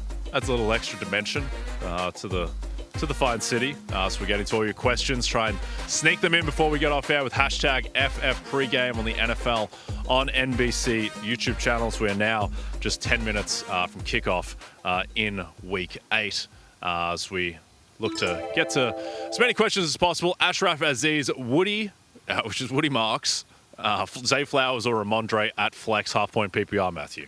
I'm going to go Ramondre. I think Probably he's got the best Ramondre. chance at a touchdown. Yeah, I think that's Ramondre. I think Ramondre is the best option in terms of floor and ceiling, frankly. It's a touchdown favorite over the Browns. Sixers dad, 92, pick 2, full point PPR, Monungai, Jonnu Smith, Woody, or Brashard. Please help. 3 exclamation marks, Lawrence. I would actually go with your guy Brashard on 1, and maybe Monungai on the other. I think it's Monungai and Woody Marks. Yeah. Yeah, I'd go Woody. I'd go Monungai and Woody Marks, I think. I like that we have 2 separate people who have just decided to call him by his first name only, Woody. Yeah. Which is good. Justin, best flex option in standard scoring, Josh Downs, Matthew Golden, RJ Harvey, or Jalen Knoll, Matthew? I think it's Josh Downs. I mean, Jalen Knoll is, again, is my sort of my desperation play. We haven't seen it from Harvey or Golden. I mean, I guess because that shootout potential, you could sort of see that here, but I'm going to go with Josh Downs, I think, to me. Very reluctant. Lawrence, Yeah, who you reluctantly, got? I'm going with Josh Downs. Yeah, I'm going Josh Downs. Yeah, Again, you love Josh Downs. That's the receiver you want in Colts country, baby. Yep, I think Josh Downs is the correct call there. DTX 2000, going to give it to you. PPR Superflex need 2. Kate Otten, Kyle Pitts, Marcus Mariota, Terry McLaurin. I think you're clearly starting Mariota Of course. As the quarterback, and then I think it's Terry McLaurin. Either him or Otten. Cade Otten. But I would just it's hard for me to, like, I like the stack potential, so Mariota McLaurin for me. I'll break the tie there. Let's Yep, go there. reasonably high total in that game. Yep. And the Commanders, for all their issues, the offense has been okay with Mariota out there. Malcolm J, flex 2, full PPR, matchup projected to be close. My options are Kate Otten, Dalton Schultz, Woody Marks, and Rashid Shaheed. Flex 2 PPR, I'm going to go with Dalton Schultz and Rashid Shaheed. Buccaneers are such a pass funnel defense. Yep. I do think Shaheed gets deep for 1, or at least they'll take a couple of shots. So Yeah, I think these are 4 fairly close options, but Yeah. I agree. I'd take Schultz and Shaheed, Lawrence. Yeah, we'll go with that. Okay, Just saying. all right. As long as you get one tight end in there. Very passionate. The Diplomat, 717. We could have used you, Diplomat, when we were here last year with Matthew and the security guard. Brashard exactly Smith right.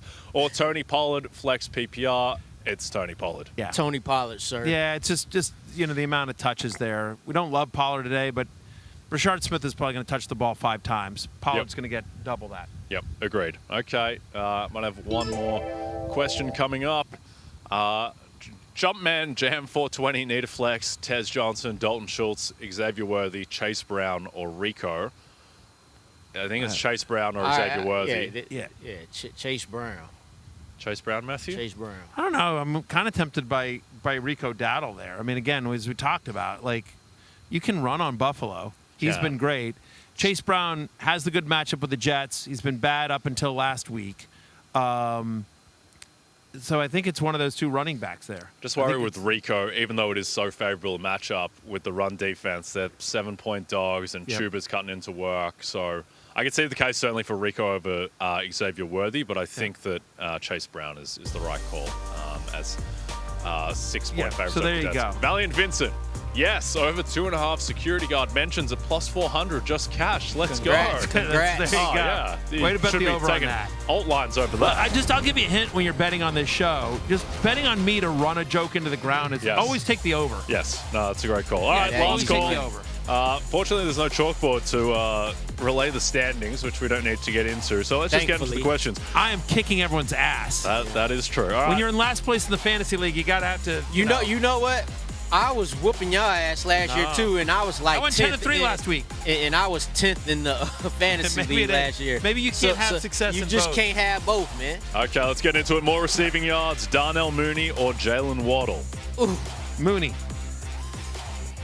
damn it. Waddle. Mooney. Okay, more fantasy points, Breece Hall or T. Higgins? I'll take Breece Hall. I'll take T. Higgins. Breece Hall. Okay, more rushing yards, Quinshon Judkins or Ramondre Stevenson? Judkins. Quinshon. More total yards, Saquon Barkley or Cam Scatterbo? Saquon. Does James Cook score a touchdown against Yes. Carolina? Yes, he does. Yes. More receiving yards, Zay Flowers or Rome Odunze? Odunze. Zay. More pass yards, CJ Stroud or Mac Jones? Mac. CJ Stroud. I'll go CJ Stroud. More fantasy points, Emeka Egbuka or Chris Olave? Olave. Buka. More receiving yards, George Pickens or Cortland Sutton? Sutton. Cortland Sutton. Does Jonathan Taylor score 2 or more touchdowns against the Titans? Yes. No. No. More passing yards, Jordan Love or Aaron Rodgers? Jordan Love. Aaron Rodgers for me. Jordan Love. More fantasy points, Xavier Worthy or Deebo Samuel? Debo. Yeah. Debo. Xavier Worthy. Xavier Worthy. I win again. Okay. That wraps it up for us today. What a By great the day way, in Pittsburgh. Yeah, you know what I did this morning? What'd you do, Matthew? Drank 6 beers before I came on air. You couldn't tell. Just telling you. It's easy. And sober as someone under 21. No, it is Sober. a beautiful day here at the stadium. This is very cool. Again, thank you to NBC. Thank you to Peacock. Thank you to the regulars for making our show popular enough that we get to do something cool like this. Thank you to everyone at Acrisure Stadium. We haven't seen a security guard yet. Hey, it's closing time. You don't have to go home, but you can't stay here. For Lawrence and Jay, I'm Matthew. Go get yourself a win. We'll see you tomorrow. Peace out.